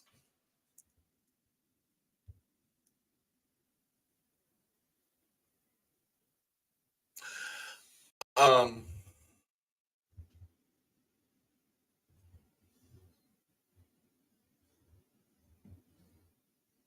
Yesterday's price ain't today's price. So let's see what we got in the comment section. So Mr. Jones said, yep, FBS player football can have 105 and Power Fives get additional $15 million to spend on their football programs any way they want.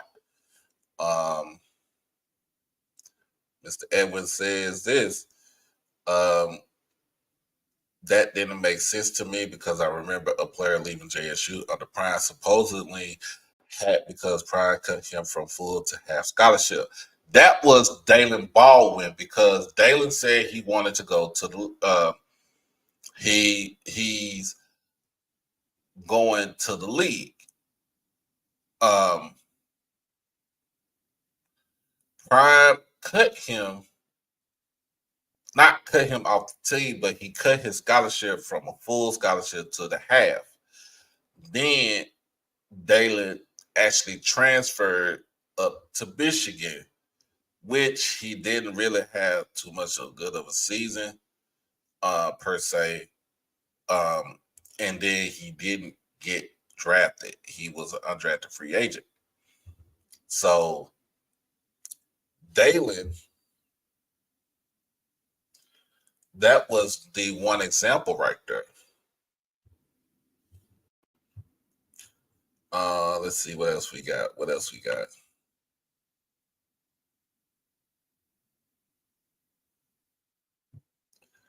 Yeah, too bad revenue can't trickle down to HBCUs. Really, the revenue wasn't going even not just even HBCUs. The revenue is not trickling down to any FCS or Division II or even Division III.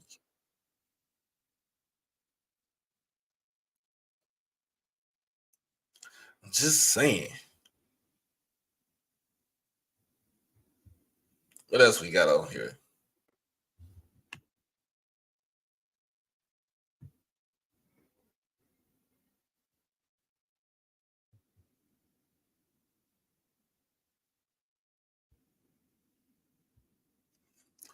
So this is from Ed. The NCAA is eliminating walk-ons on the FBS level. Roster limit is jumping down from 120 to 105. Scholarship limit is jumping up from 85 to 105. I'm just trying to figure out how do you eliminate walk-ons. You really don't eliminate walk-ons because walk-ons are paying their own way in school. They're just walking on to the football team. I mean, you still have you still have a scholarship limit. You have 100, you're gonna have 105 scholarship players. That either means full or half scholarships or partial scholarships, right? So just follow me here. You can't, I mean, in a sense, you can't eliminate walk-ons.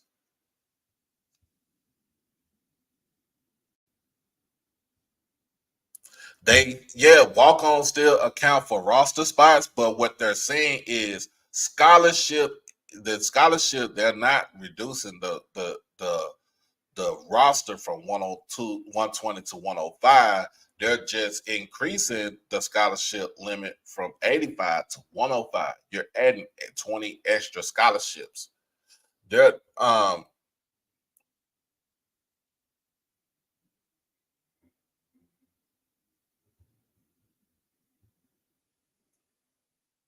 so they won't be able to eliminate walk-ons. Walk-ons can actually still get on the team. They can actually still try out for the team, make the team, and hopefully try to get either a full or a partial scholarship.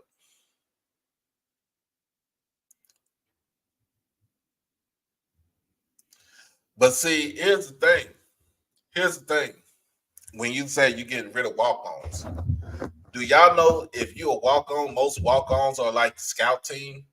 So you don't. So this is whoever wrote that article. I don't know what type of time they was on, but I don't see it because it's a simple fact. If you're a walk on, you're like on the scout team to me. You help prepare the players for any and every game plan and manage so possible.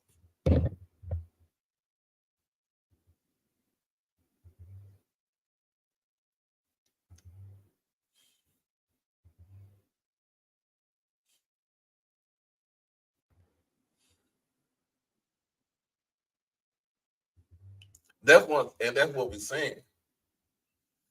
They are legally they are legally increasing the amount of scholarships they can give on the football team. They can give for baseball. They can give for basketball, softball, etc., volleyball, right? Because why? Those are your main driving revenue sports. Mainly football is the top tier of revenue sports. Basketball is on another tier for revenue sports because of the simple fact that if your team gets into the tournament, you get money from the tournament, conference gets money for the tournament, and the other teams get money from you participate in the tournament.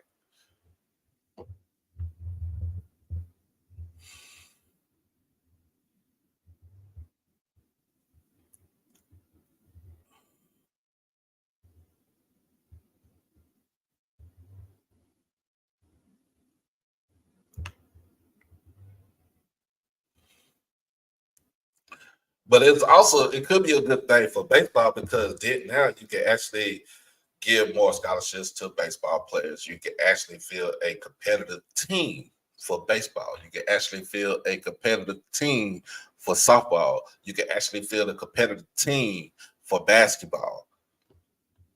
For football on the FCS level, they do not give a damn. I think I put this in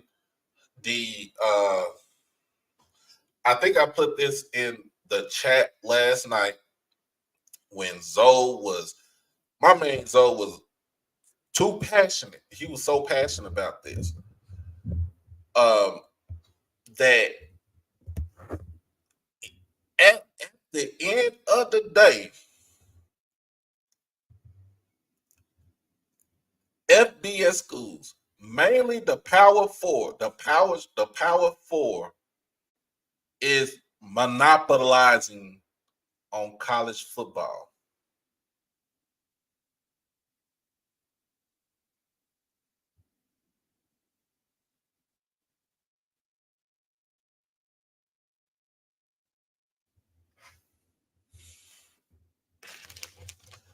And if they finalize and say walk-ons are not going to be at the FBS level, guess what?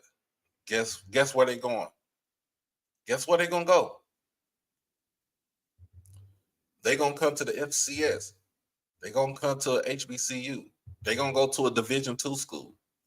They'll go to an NAIA school.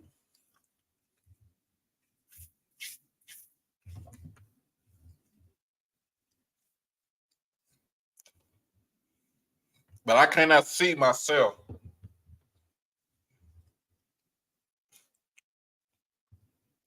I cannot see it saying that walk-ons are going to be eliminated. Right?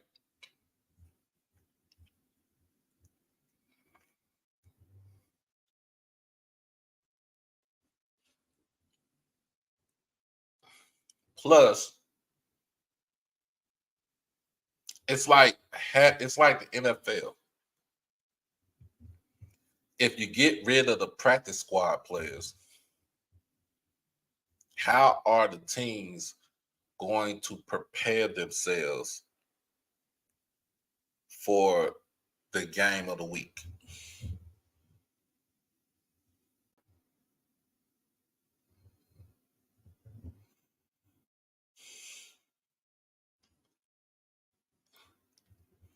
And then I wrote some on my. So last night I was at work. I bought a whiteboard, a little small whiteboard. Ain't real too big, but I bought a whiteboard and I wrote. I'm writing down all my ideas and stuff for different shows. So, like I said, topics for tonight: FBS scholarship debate, and then the second, how does this affect FCS HBCU football? So,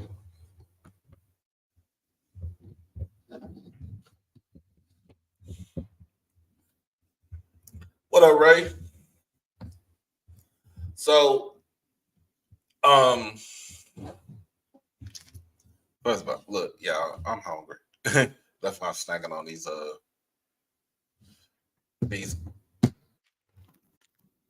miniature oatmeal cookies from work. Go pick them up. They is a godsend. So, all right, Mr. Lawrence, what you got for me? So you said at the FCS level, Pioneer, Ivy, and some schools do not give out scholarship. That is correct. I think those policies won't change. Everyone else has to put walk-ons on scholarship. But that is if it. But I also heard this is also what I also heard too, that they might be increasing the scholarship limit for FCS from 63 to 85.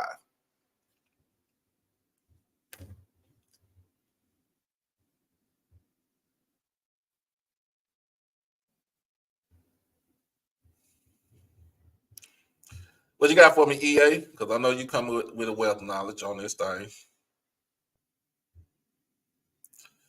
This is what they are doing, Doc. The past year, kids are jumping around team to team, FBS to FCS. Now, what happens like in the 80s and 90s, teams can now stack high talent with money for 2 years before playing them.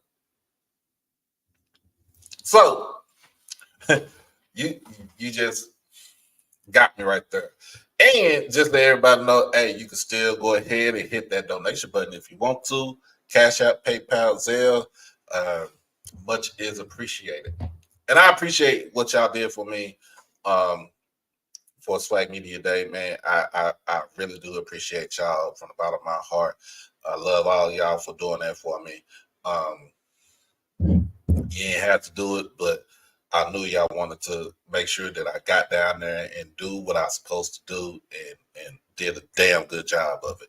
And if you don't know what I was doing double duty as far as doing the show and also taking actual photos. If you could go catch it on, you could check it out on Instagram of my photography skills. But let's get back to the subject.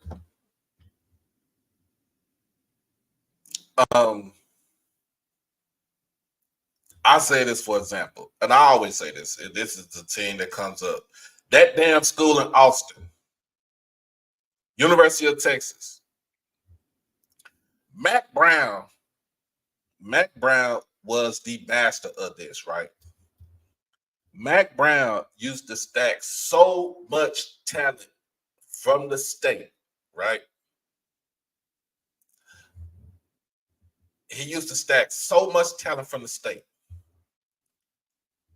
He probably had like at least 100, maybe 140, 150 kids that was on the team, right? So of course, you're not gonna field all those players right there.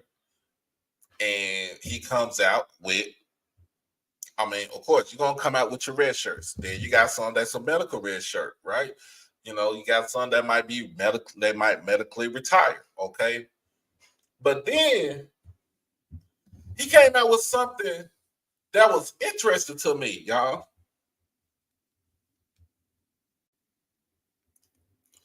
He came in with something that was interesting. He came out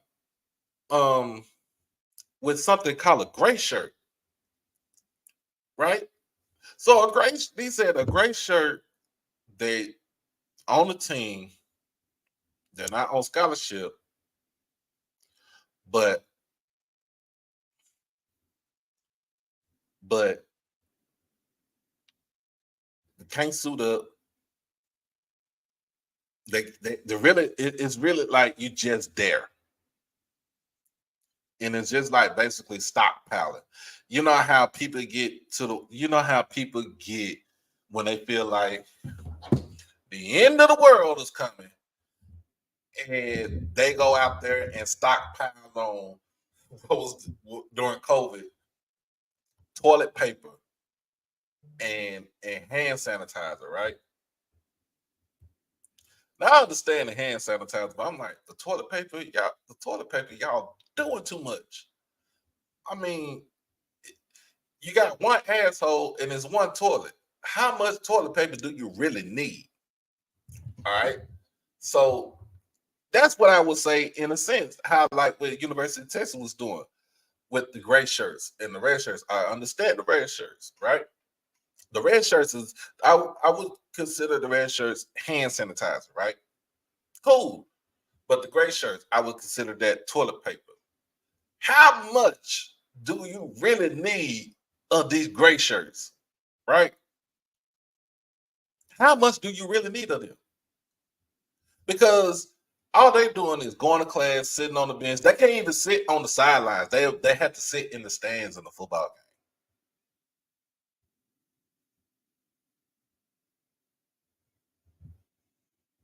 game. And where they could have been at another school.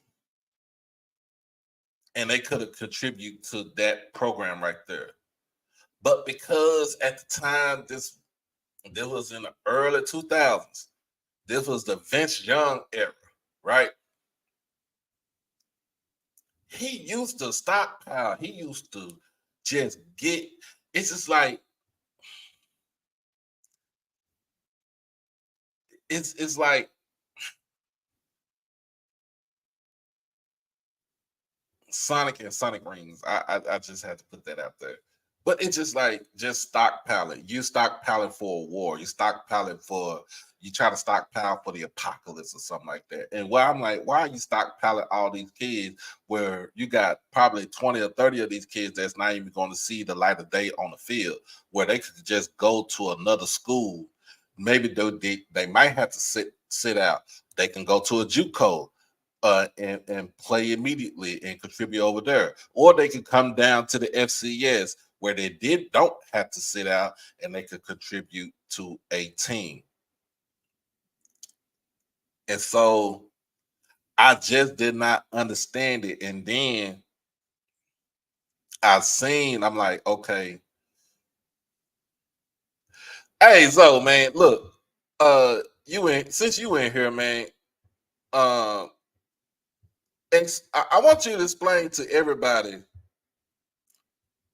I want you to explain to everybody what you was talking about last night before I would call it Tweedledee, Tweedledum. Got on the live last night. It just basically gave me a headache.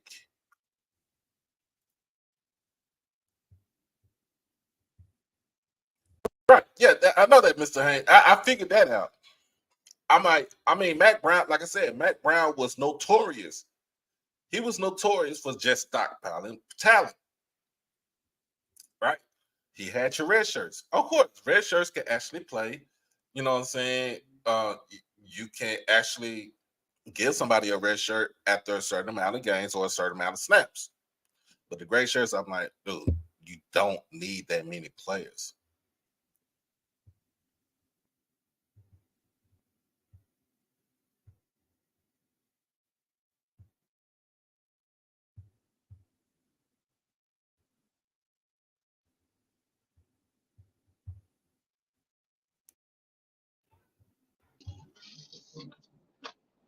What up, brother? What's up, man? Can you hear me? Yeah, I hear you. What's going on?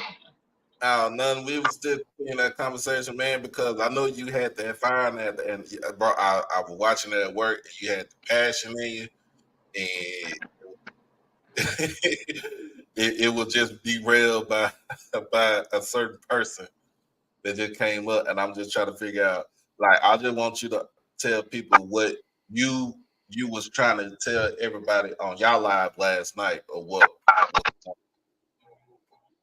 Well, the thing is, man, to be honest, you know, look, I'm a Jack State guy. Everybody knows that. But man, look, I grew up on this. I love HBCU ball. And I have a phrase that I say all the time, man, black people devalue black things. Black And things. I don't think people understand the value that we have and what good of a product it is that we have with HBCU ball, man. And I've seen the ebbs and flows of it. You know what I'm saying? Again, being a shorty in the early 80s as a younger going to games to now and the evolution of it. And man, that's why I say, a lot of people, they're prisoners of the moment. And as time go on, they tend to forget other things that happen. And that's why I always bring up the Big Four. But actually, before I do that, I actually hate the construct now that they have the title FBS and FCS, because to a lot of kids right now, they look at Power Five as Division One, not realizing that we are Division One, and that's part of the problem, because at the advent of Division One and Division One and Division One AA, We were Division I the moment that we went up in all sports. They wanted to create a barrier between them and us. That's really what it was. When one was created, when it started in 1978, there was a barrier, there was a divide, and it was put there for that reason, straight up. And so, and even then, watch this, they implemented something. It's almost like integration. They implemented something to where they could take from us our take away our best and brightest, and that's in all facets, right? But then also weaken us at the same time, because we're going to create an advantage. So when you talk about, well, think about it. We're Division I, even though we're Division I AA. Why don't we have the same scholarship limits? It wasn't money. It was not money. Do your research. And so now you fast forward to 1995. Again, I'm in high school at the time. I vividly remember this. The NCAA, you know, basically in 1995, they did then, or were attempting to do then, the very thing that they just done. They were going to reduce our scholarship limits from 63 down to, I believe it was 45, and they were going to raise theirs from 85 to 95.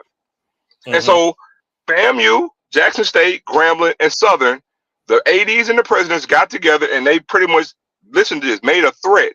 Basically, they met for about a month. Literally were agreed. There was the only time HBCUs from an athletic standpoint decided to work together. And they went to the NCAA and they said, listen, if you reduce these scholarships, we will move up to Division 1A. And so the NCAA said, you know what? To prevent you guys from doing that, we just won't reduce your scholarships. Because bear in mind, what kind of threat is that actually, Doc? Think about it. Ain't no threat. I'm saying, think about it. That really isn't a threat. We're just saying, hey, if you're going to reduce our scholarships, we're going to move up. And guess what? The NCAA didn't even say, you know, we don't care about you moving up. We're going to have this scholarship for our schools. So they said, no, we won't reduce the scholarships. Stay where you are. And that's what happened. And so they were going to do the same thing. So now, fast forward to 2024, it's not just this change, it's everything that's happened in the past year and a half. They've been making, look, if you actually Google NCAA compliance and rule changes, look at what they've done just this year alone. They may have done about 10 changes just this year alone.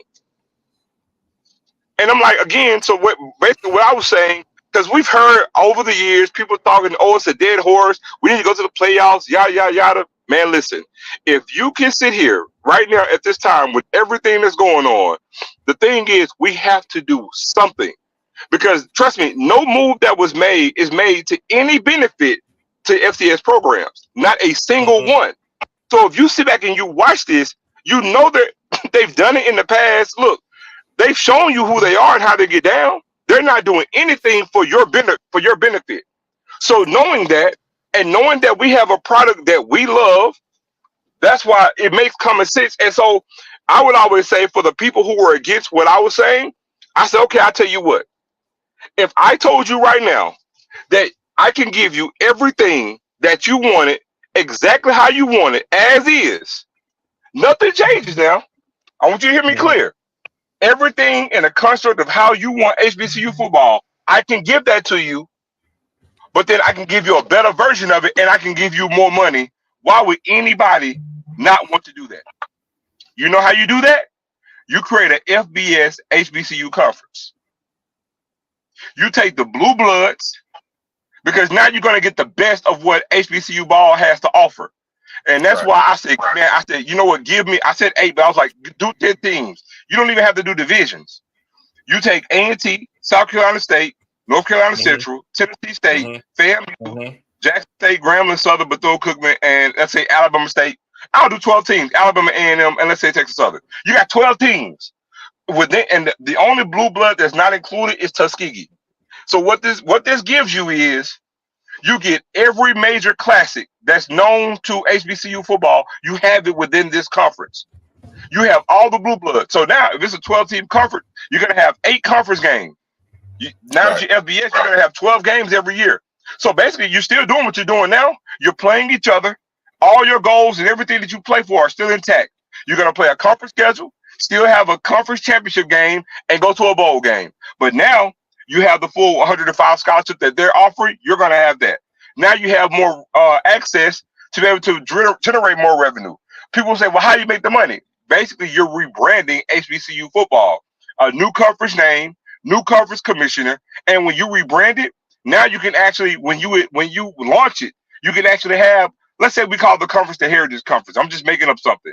Now, when you create it, you can actually launch the conference with a television deal, maybe with Amazon or someone else. And you can also create a channel from the get-go with programming. Have an in-house studio, create programming for football, basketball, baseball, everything. So now you can actually have your spring and winter sports on that channel. Right. Even if you decide to roll out an app with subscription. But the thing is, you got to be forward thinking. We cannot continue to be on the defensive end and not be offensive. That is the problem. To sit here knowing that the NCAA have made all these changes and yet we're going to stand pat and be reactionary is ludicrous. You're going to sit here and look at your demise square in the eye. Well, I like I said, and I said this last night. I think I put this in the chat last night. I said that all this is basically the NCAA, the Power Fours monopolizing on college football. That's all it is. That's it. That's all. Remember, you got to go back 40 years ago where Coach Eddie Robinson from Grambling went to the house and told them, if you take away the regional television, because they was talking about television market, the regional, right? And you give it to a almost a conglomerate, aka ESPN, then you will reduce college football into nothing but just foolishness. I mean, I have to go back and look at that video again. But in a sense, he basically said that if you do what you're doing now, if you doing what you're doing then, this is what's going to happen now. And we see what's happening right now. Like, of course, somebody said, well, they're going to eliminate walk-ons. You can't eliminate walk-ons. Walk-ons don't even have a scholarship. So here's the thing. Thank you for saying that. You can't eliminate walk-ons because they pay their own way. They're regular students. So that's why when somebody last night, it was like some stuff is not even worth even going back and forth on. It's almost like an insult to intelligence sometimes. You can't eliminate something that, how can you, it's like we're going to eliminate a scholarship though you're not on scholarship. You can't eliminate walk-on. I mean, and then also every advent of any type of change, there's always going to be a loophole to add players. That's why I mentioned about Prop 48. A lot of you guys don't remember Prop 48. That was another means to stockpile talent. When when the whole red shirt first got created, there was a big fuss and upheaval about it. But then when they finally realized what they could do with it, hell, guess what? They would take a whole signing class and redshirt the whole damn signing class. Yep. The whole entire class, because they would not play freshmen. And then guess what? And they had the control then, so you couldn't go anywhere and you couldn't transfer.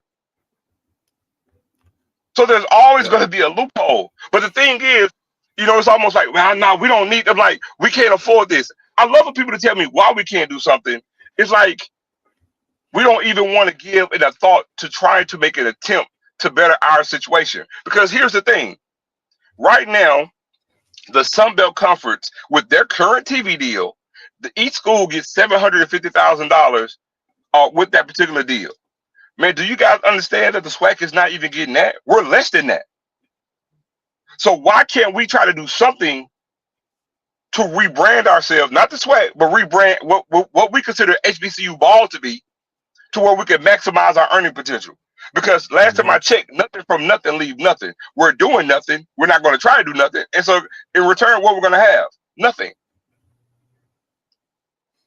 Because I'll even ask you, and I'll ask anybody that's watching, in the past 10 years, what has the SWAC done to really maximize the earning potential for every school within the conference?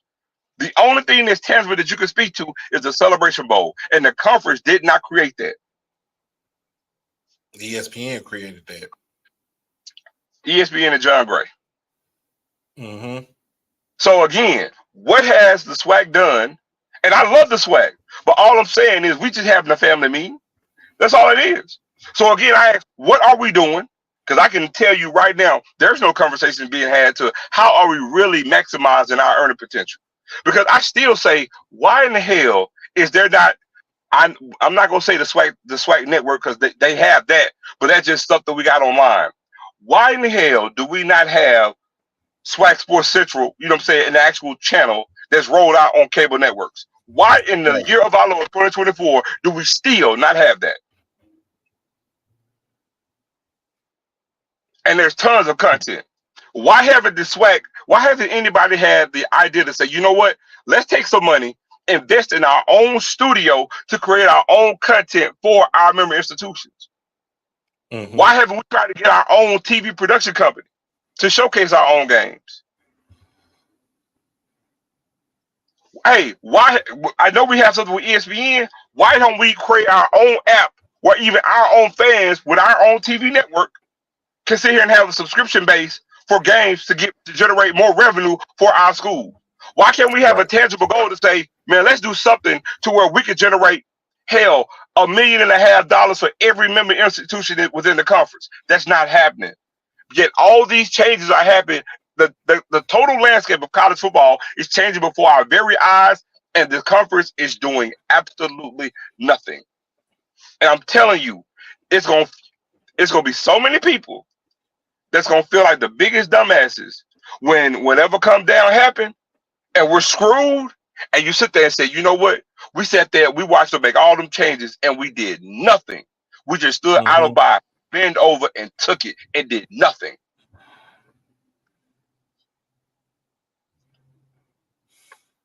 Hey, it's one of them things like you really gotta see it from, you really gotta see it from the perspective of someone else. Hold on 1 second, Doc. Cause I just saw it coming here. I know that Dabo Sweeney said something about eliminating walk-ons, but understand, I wish you could see me because I'm putting quotations. You cannot eliminate something that isn't a thing. Do you know what a walk-on is? So let me tell you what they're going to eliminate. They're going to eliminate, I'm putting quotations, preferred walk-ons. There is a difference. A walk-on, because they can have tryouts. A walk-on is a regular student. You're not getting any type of aid from the university. You're paying your own way. They're still going to have tryouts. If you don't think these programs are not going to have tryouts, I got beachfront property in Idaho to sell you. If you think they're going to stand pat with 105 players and not try to squeeze in an extra 15 or 20, you have to rabbit ass mind.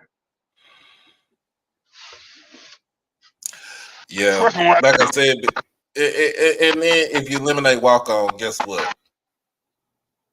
Let's just say they do eliminate walk-ons. Let's just say that. Let's just say I'm just speaking. Guess where they're gonna go? But a walk-on don't count as a roster spot. No, a walk-on prospect is not even on the team. You're not on a roster. That's what I'm saying. A walk-on is not on the team. A walk-on is like in the NFL as a practice squad player. Exactly. Do we count practice squad players on our teams? No. But do we pay them as if they are on the team? Yes. See, the difference between a walk on and is the fact that they're paying their own way through. They can get an academic scholarship, they could get student loans, they could get, the Pell Grant. We all know Pell, that ain't, that's not even enough right there to even get you into school, get you through school in this day and age. But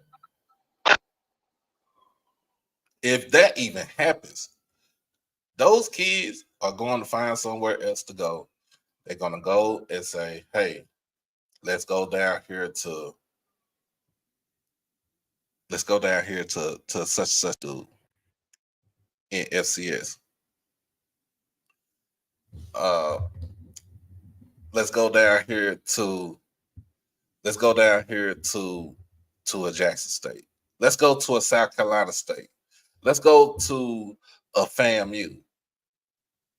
And if that's the case, let's go to a in the D2 ranks. Let's go to a Benedict.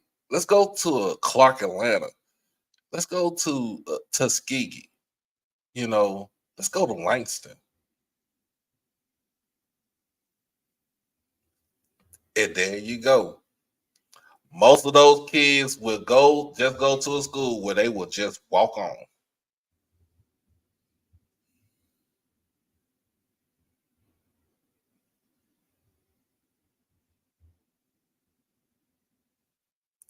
But at the end of the day,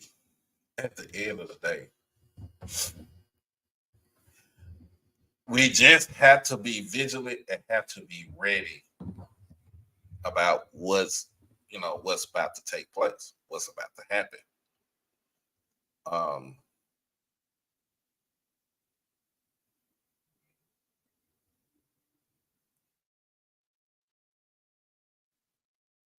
And I want our kids to,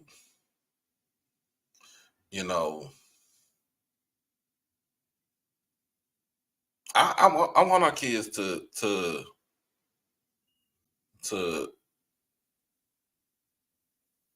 be ready. I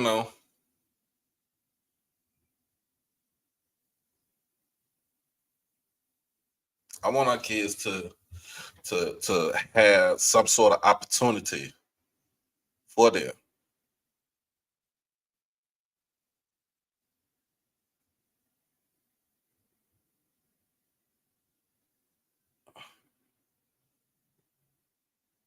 But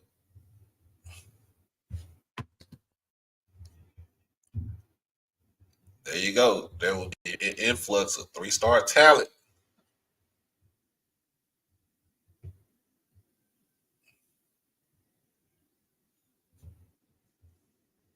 So at the end of the day, they're not gonna get them folks is not getting rid of walk-ons. I don't even like Dabo like that. Because Dabo is more of a hypocrite to me.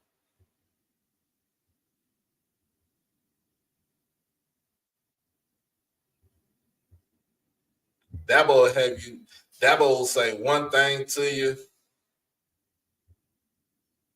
and then turn around and be like,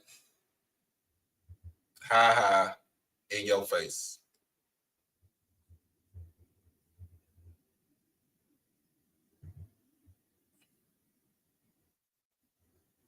Dabo will say one thing to you, use the Lord and use the Lord's word, and then basically say,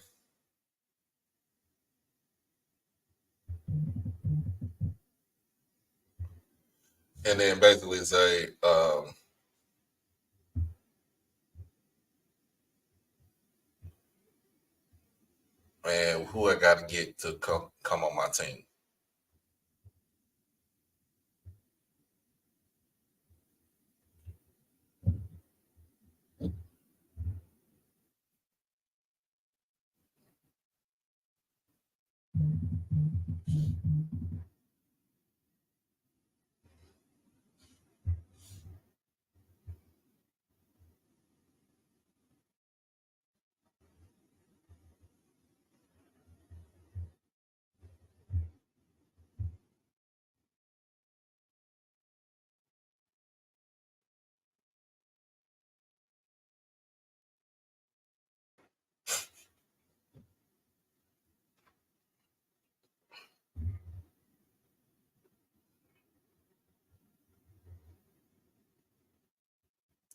But yeah. All right, let's see. Let's get to the difference between a walk on and a preferred walk on. Coming from EA, Rattler. When you are invited to fall camp as a preferred walk on, you are on the roster. You may not have a number or a picture taken, but you will practice with the team all season on scout team. If you raise hell in camp, you get a number.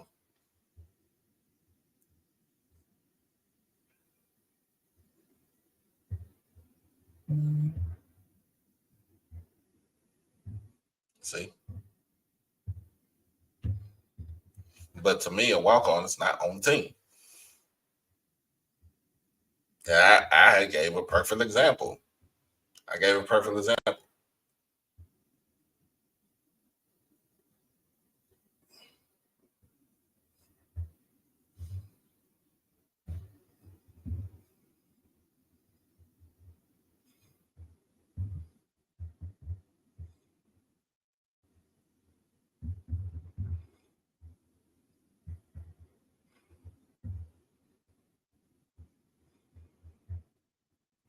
But I'm just be honest with you. We shall see what happens.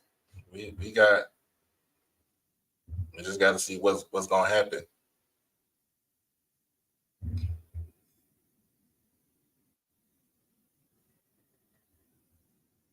But how does a walk on mess up the revenue sharing? They don't mess the revenue sharing because they're not getting paid. They're not gonna get paid.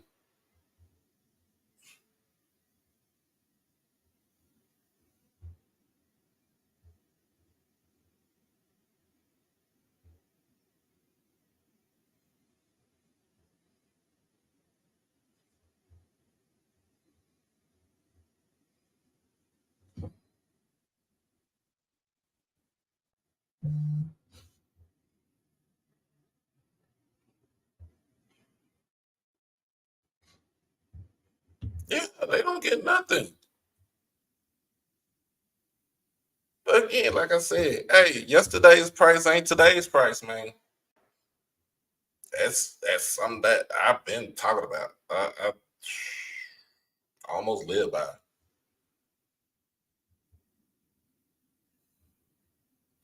It is.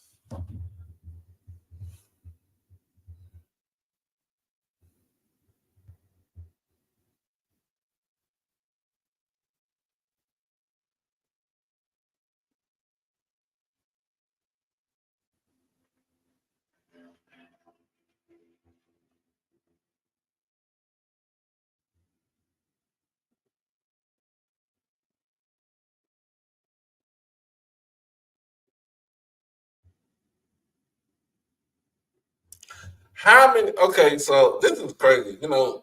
College football is the only one. Is college football is the only sport I know where you can have over 100 players.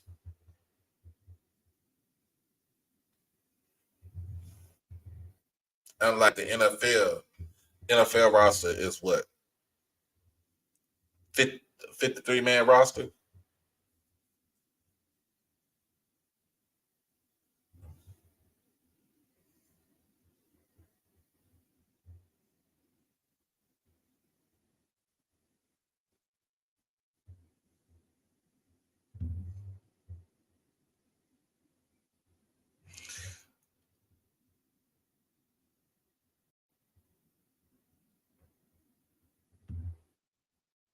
Mm. The roster limits and scholarship change will still benefit FCS because players will want part of the revenue sharing.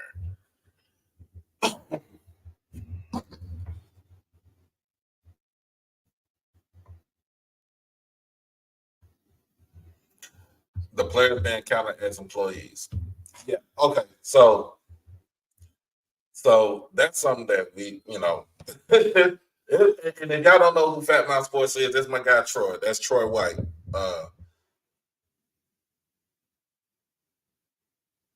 Either Troy White or TP. But at the end of the day, man, when it comes down to it,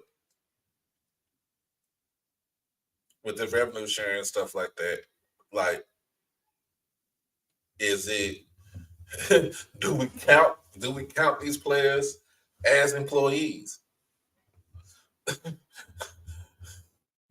Do we give them do we count them as employees? Do you put them on a payroll? Do you put them on a payroll with all the benefits, health, health insurance and 401k and stuff like that? Because these kids don't understand. These kids, they gonna understand when it's time to pay Uncle Sam.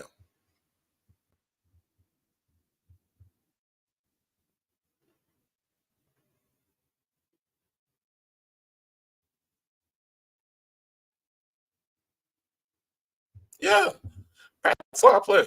That's all it is. That is what a walk on is. A practice squad player.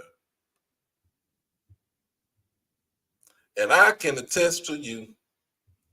Yep, get that 1099 ready for it. Get that 1099 for him. Gotta tell him, hey, Uncle Sam want 30% of what you got.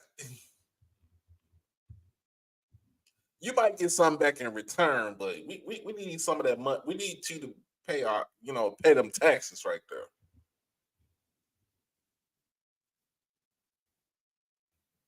You can buy all the cars in the world. You can buy all the houses for your mom and them and everything. But go and give me some of that money from the feds. If you stay in a state that has a state tax, go on and pay that state tax money right there. If you in the school here, like in the state of Texas, you ain't got to worry about those state taxes. Just go ahead and pay that federal tax. The feds need their money.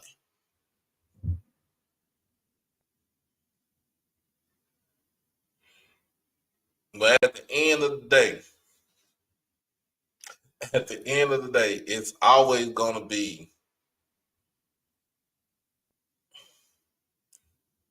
the haves and the have-nots.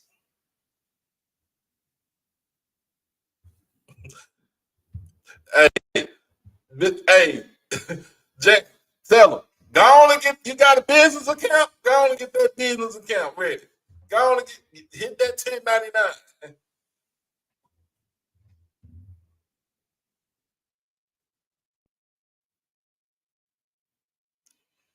Yeah, go on. Yeah, California, man, California got some high ass tax. That's why a lot of people are moving from California to Texas.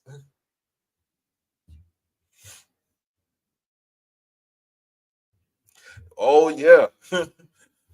Oh yeah. I'm just saying. It just ooh, just get ready. You gotta get ready for this. And see, this is what they don't teach young brothers and sisters about the game when it comes down to it. Especially if you're an athlete. I I remember who was that? Uh so I watched All the Smoke. It was a while back, and they had it was Steve Jackson, Matt Barnes. So Stack and Matt and them, they had Al Harrington on the show. And Al was uh uh uh which Davis? Was it Dale? I think it was it which Davis boy was it?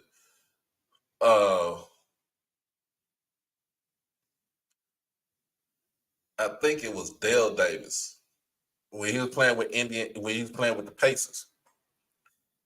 And Al didn't know at the time the textbooks that was coming, the books that was coming in was textbooks to where they automatically filed their taxes for the states that they're going to be playing in, right?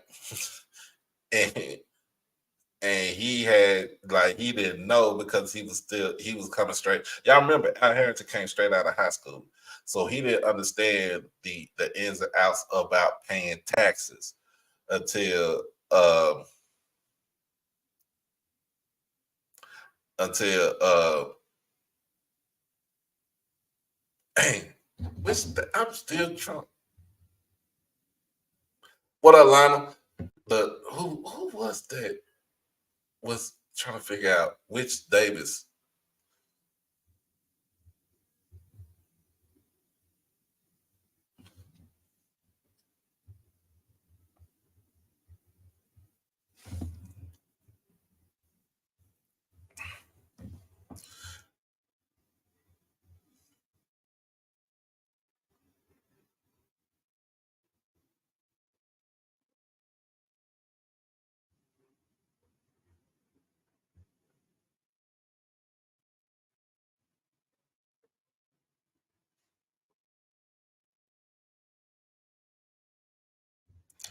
Yeah, I'm trying to figure out which Davis.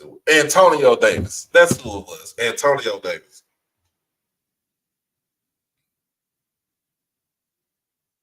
But yeah, you just yeah, Mr. Haynes. If if the union gets involved, watch out.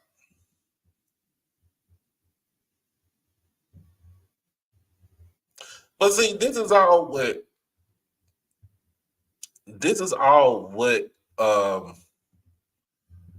Eddie Robinson from Grambling was said 40 years ago.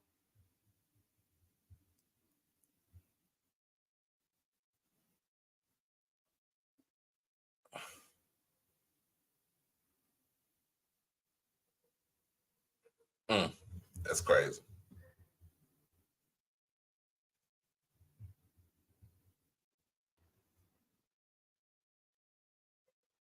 And it's DC, and it's a federal municipality. It's a federal district.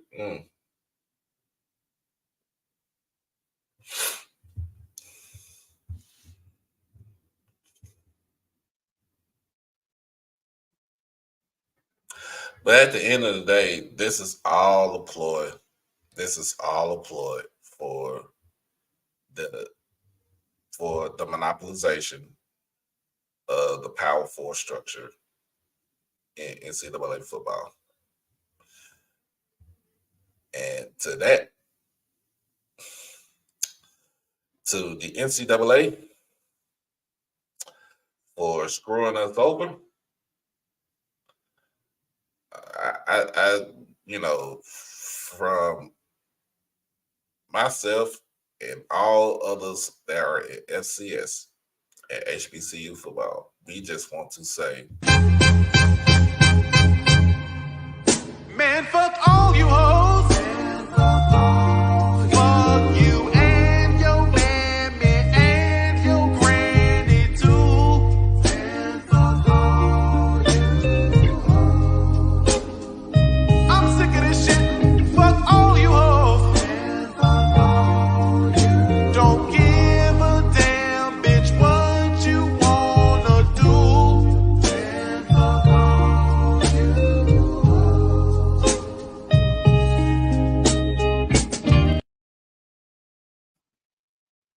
hey, we just go say it. We just go say it for the NCAA. Fuck y'all. Because y'all ain't did nothing for us in the last 50 or 60 years. I'm just saying. So I'm gonna go ahead and end this out because I'm hungry. I just ordered a Papa John's pizza, the extra large New York style pizza. I'm hungry. Um, it's big money. Hey, Mr. Haynes, it's big money. But when they gonna give us our money? When they gonna give us our money, young? Come on. Just like the kids say today, my money young. I damn near had a stroke time trying to say that word. My niece is told me that, like, what the hell does that mean? It means money, Uncle David. Just say money.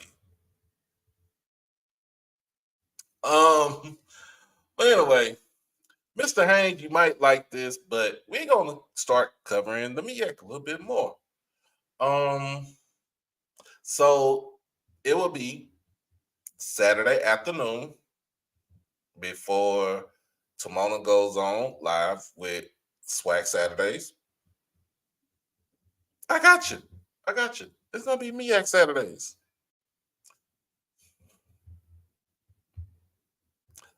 I might eat 4 slices. Well, I might eat maybe 3 and save the rest of it for tomorrow. I'm off tomorrow, so I'm gonna be brainstorming and everything. Now, if it was a medium pan pizza, oh, that would have been gone by tonight. It'd have been gone by tonight.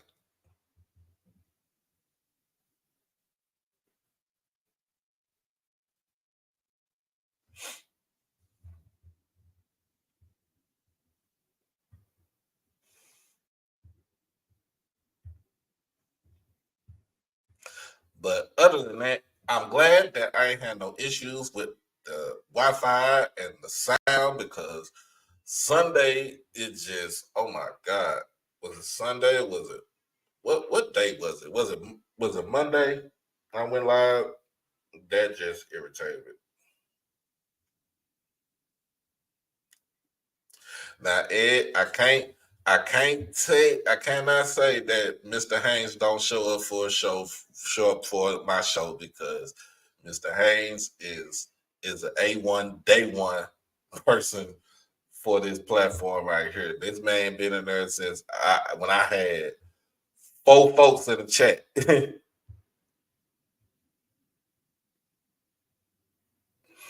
So tomorrow's show is going to be dedicated to the CIAA.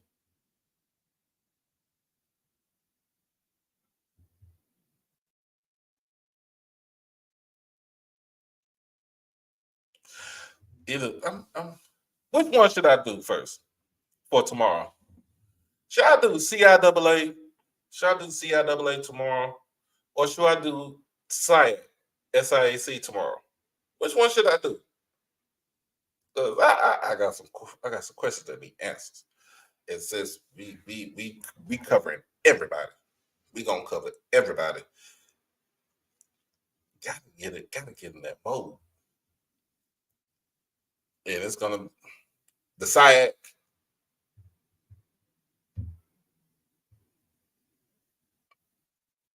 I got you, Mr. Jones. Got you, Mr. Emmett. I'll cover the SIAC tomorrow. CIAA on Sunday. I got a whole weekend I got a whole weekend of none of my shows that's about to be lined up. Y'all gonna get sick of me.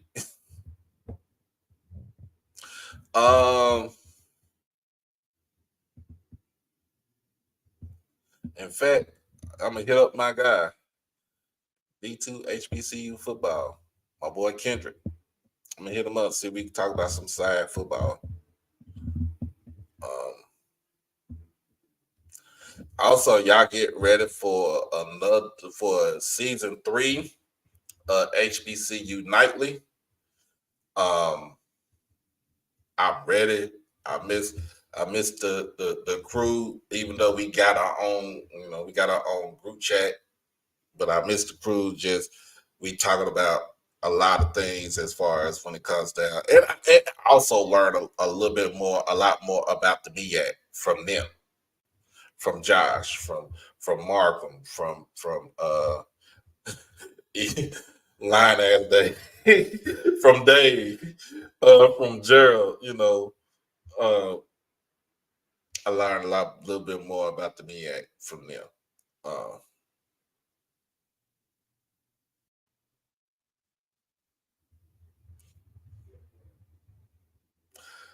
Oh yeah! Shout out to Edward Waters for getting getting full membership into Division 2. Also with Allen University.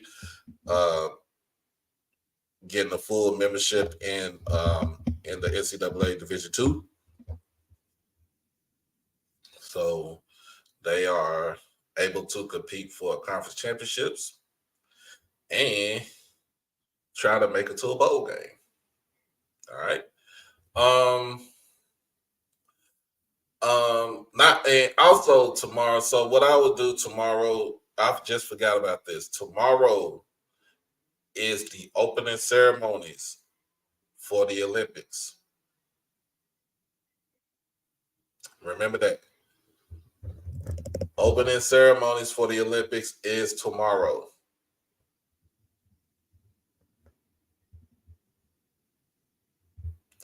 So y'all get ready for me to cover a lot of. We're gonna cover Olympic sports too.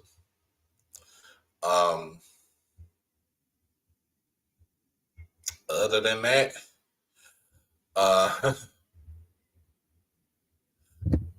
if you missed any parts of the show, don't feel bad, but just you just gotta rewatch it. And if you can't rewatch it, I just had something to say for you. No. What the fuck, y'all? God damn! God damn! God damn! What? Fuck! Fuck! Fuck! Hey, just rewatch it. All right, just rewatch it.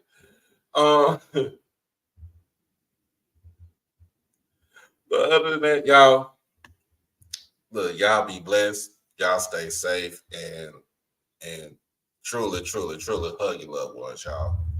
Hug your loved ones like your life depended on it. All right.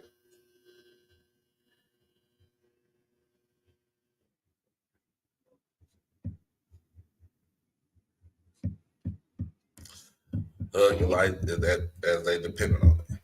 So condolences to Mr. Harris and his family. Condolences to Miss Massey and her family. And long live Julian Arsenault. We love you. We miss you.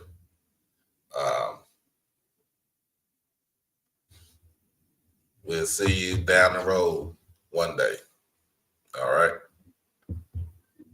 That's it for today. We'll be back on tomorrow for